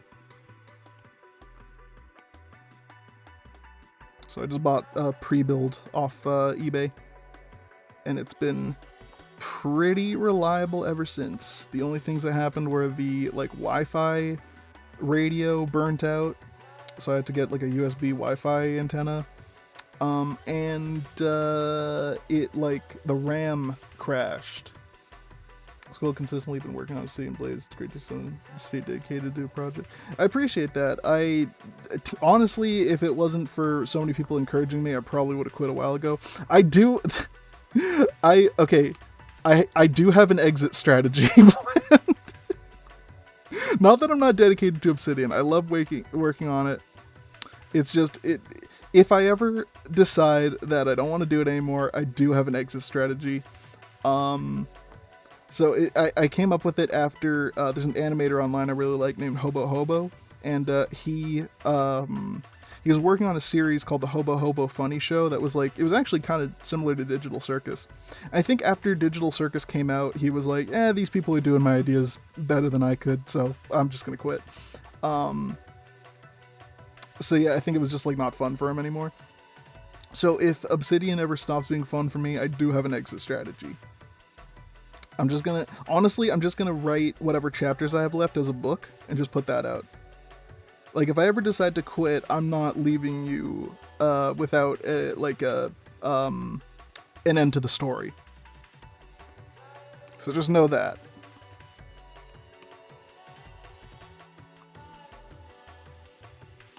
Maybe it'll be a George R. R. Martin situation where I keep saying I'm working on it and I just never do. Who knows?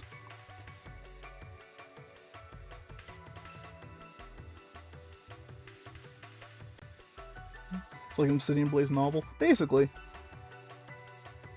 No, that's much.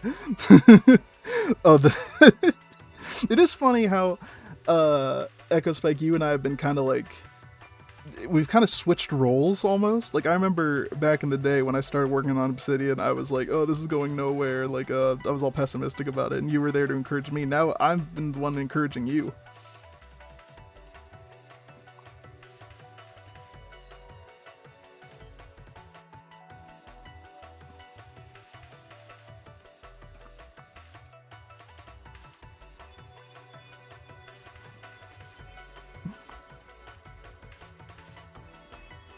I used to compare myself to George R. Martin in comparison to you.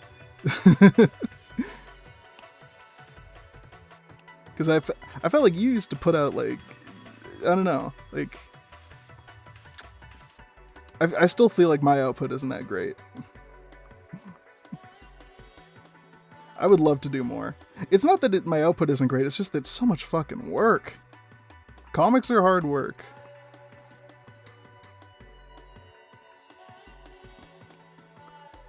It's almost all the effort that goes into animating with, like, way less of the reward. More consistent. Oh, that's not true.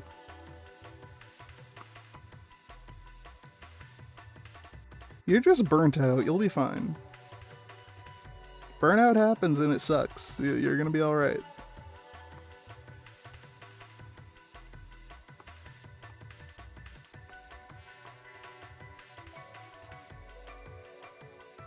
Burnout does suck, though. I feel for anyone who's burnt out right now. No, comics so hard. People who yeah, exactly. Was that one? Yeah, who's that character from Wander Over Yonder? People who do this for a living deserve more love and respect. I love that bit in Invincible, where in the comic it's like about how comic artists cheat when drawing comics, but then in the adaptation, it's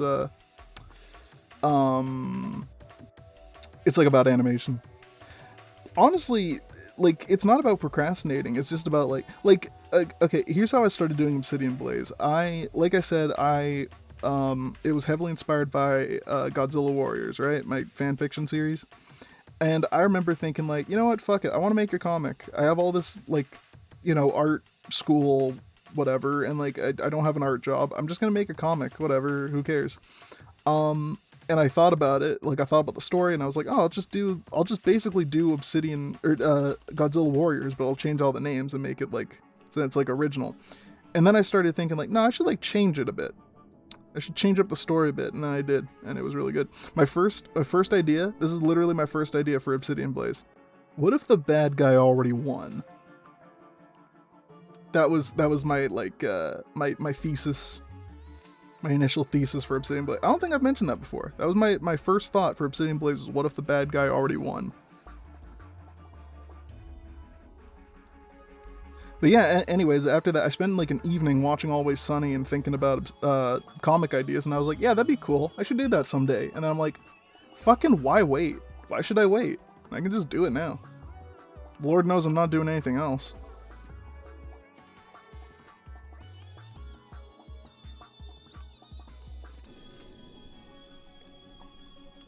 I remember the initial plan was to finish the entire first chapter, and then I would, like, put it out, because that's how I did Godzilla Warriors, was I would finish the entire book and then put it out, like, incrementally. But I wasn't sure how I was going to do that with Obsidian. But anyway, I started out.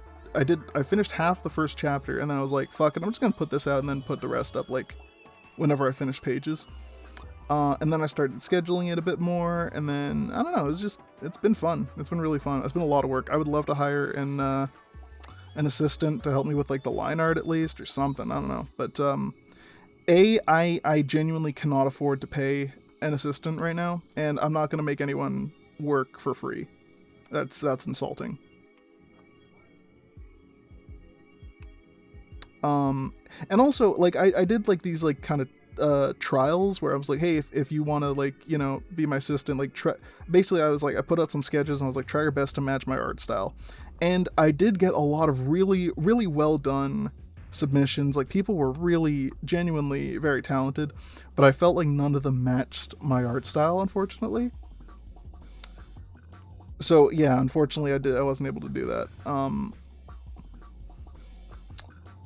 I don't know. It's hard when Obsidian Blaze is so personal to me. Like I have such a, like, I mean, like I said, it's a product. I don't really have any like the story itself. I don't really, you know, whatever. I mean, the story's important to me and everything, but I'm not meticulous about the story, but I am meticulous about the art.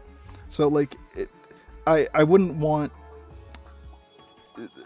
it. I don't know. I wouldn't want someone else working on the art for Obsidian. Like, I'm the artist. That's me. Oh fuck, that looks so fucking cool. I'm actually going to do something else here. I feel like they kind of blend in here, but we'll make it a bit more like. Yeah, there we go. Oh, that looks sick. Oh, what's up, Choka? Good to see you. Log fucking start writing. Absolutely, yeah. Like I always say, never stop drawing. But anyway, this page is done. Okay, actually, hold on. I don't normally show the dialogue when I finish a page on stream, but I am so pissed about something recently. Procreate. I work in a program called Procreate. That's what this program is here. It's on the iPad. Recently, they had an update where they removed the fucking font that I use. I use for everything. They removed it. And now I'm stuck with, or not, hold on. Okay, well, this is what the font used to look like. See? It was called, I forget what it was called, but it's a pretty popular font. I don't know, but they had to pay for it. Like, it was made by somebody else. They had to license it. So now, I guess they just didn't want to license it anymore, and now the font looks like this. There's not much of a difference. But there's enough of a difference that it pisses me off. And I wouldn't have cared, excuse me, if it wasn't right in the middle of the chapter. If I switched fonts next chapter, whatever. I'm right in the fucking middle of a chapter. It's gonna look, I put a disclaimer down here at the bottom. Oh yeah, it was called Jack Armstrong was the font I used. And now the new font is called Troubleside. And it sucks too. There's no italics, there's no bold options. It sucks. They need to like license Jack Armstrong again. I don't mind this new font, it's fine. But it's not the other one. The other one was so much better. Anyway. So that's, oh, I bumped my mic again. So anyway, that's this finished page. That'll be it. Oh, almost it. Because we still got to do the community art thing. And I only got 3 submissions, so it's gonna be pretty small. So let me go to the BRB thing. Oh, hold on a minute. No, never mind. Okay. So let's see. Save the images. Where's my camera roll? There we are. Okay. So here we go. Let's start with this one. This is by, she was just here. Starkest Bubbles. This is her art. She posted a couple drawings of this character. I did critique some of her art on my previous critique stream. Like I said, this said in the last one, this is not a critique, this is just us looking at it. But I genuinely love the use of like, is monochrome the right word? Not I guess monochromatic. Just the, what do you call it? I don't know. The artwork looks really good. It does. It really does. Just the, you know, it's really just a bunch of pinks and like yellow and like a couple other colors here and there. But it just, the way she uses the colors and everything, and the line art is very thin. It's very well done. The anatomy is so good too. It's really, really good. I've always loved the way Bubbles draws lips as well. They're very like juicy lips. I don't know. Very well done. Very anime-esque. Very, very nice. Very nice work. Big fan of Bubbles' work. Yeah, anyway. Is it this way? Yes. Okay. Here we have something by Hideki Nishi here. Yeah, it was very crisp. This is good. I think we looked at Hideki Nishi's art on the last couple streams where we looked at art. Yeah, it's good. It's very. I can tell this is like a racing game thing. It's like Crash Bandicoot or something. And there's like, I think is that Hollow Bastion from Kingdom Hearts in the back there.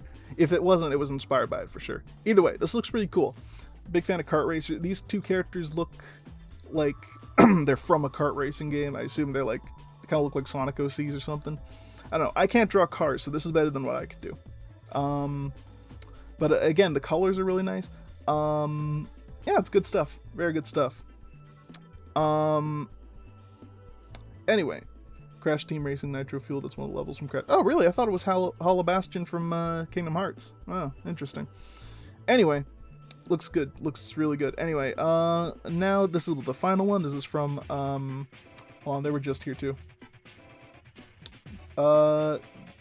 It's going okay, Realo24, good to see you. Anyway, let me just, they were just here. Dreadlock Cypher, there we go. This is art by Dreadlock Cypher. I love the backgrounds. I love every time Dreadlock Cypher does backgrounds. It looks like a what do you call it? Like an old cartoon or something. Two Sonic OCs. Okay, I thought they were Sonic OCs. Yeah. It looks like it's from like an old Teletoon cartoon. I don't know if you're not Canadian, Cartoon Network. But Teletoon was the Canadian equivalent of Cartoon Network for a while, and now it's just like Cartoon Network Canada.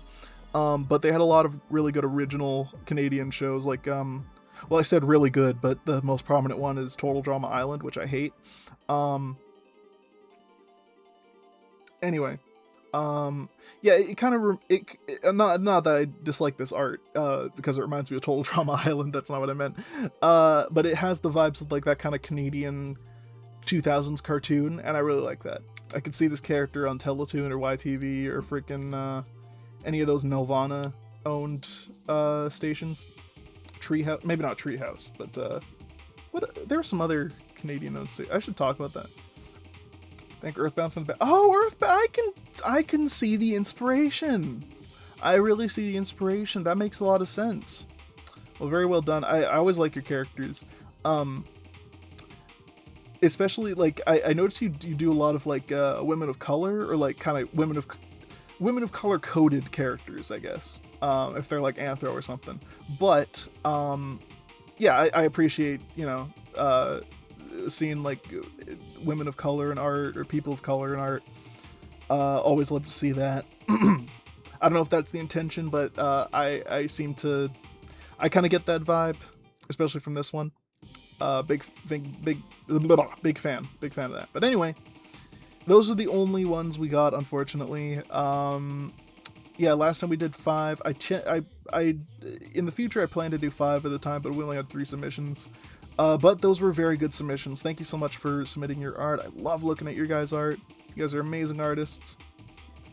And yeah, I always like looking at it. But anyway, that will be the end of the stream. Thanks for coming to watch me work on Obsidian. Thanks for submitting your art. Thanks for coming out and chatting. Had a great time. Like I said, I will not be streaming next week. I'm gonna start I'm gonna start doing every other week, unless I forget and just do it on the 17th, but probably not. Your son's a bit based on Kim Possible, gave her stretchy powers. Oh, okay. I was wondering about that, but yeah, that makes sense.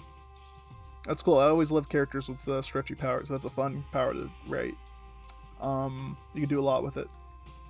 But anyway, yeah, so the next stream will be on the 24th, not the 17th. Thanks for streaming. Oh, well, thanks for coming out. Thank you guys so much for coming out. It was a lot of fun, as always. I don't know what we'll do for the next stream. It'll either be, you know, Obsidian or patron commissions, probably. Probably patron commissions. I like doing those on stream. That's a lot of fun. But anyway, that'll be all for this stream. Thank you guys once again. I can't thank you guys enough. You guys, like, the support. I mean, even if you're just coming to watch, like, the support that I get is incredible. I know I was talking about how, like, you know, the internet tends to be pretty unsupportive of artists, and I still feel that way, but I don't feel that way about you guys. You guys are amazing. You guys are incredibly supportive. You guys understand how much goes into artwork. It's great. Love to see it. And yeah. Anyway, that'll be all. Once again, thank you guys so much. As I always say, be good to yourselves. Be good to let me start that again. Damn it, I always fuck it up. Okay. As I always say, be good to yourselves. Be good to others. Never stop creating. Happy Mother's Day. Again, if you haven't texted your mom yet, haven't called your mom, do so. Please do so.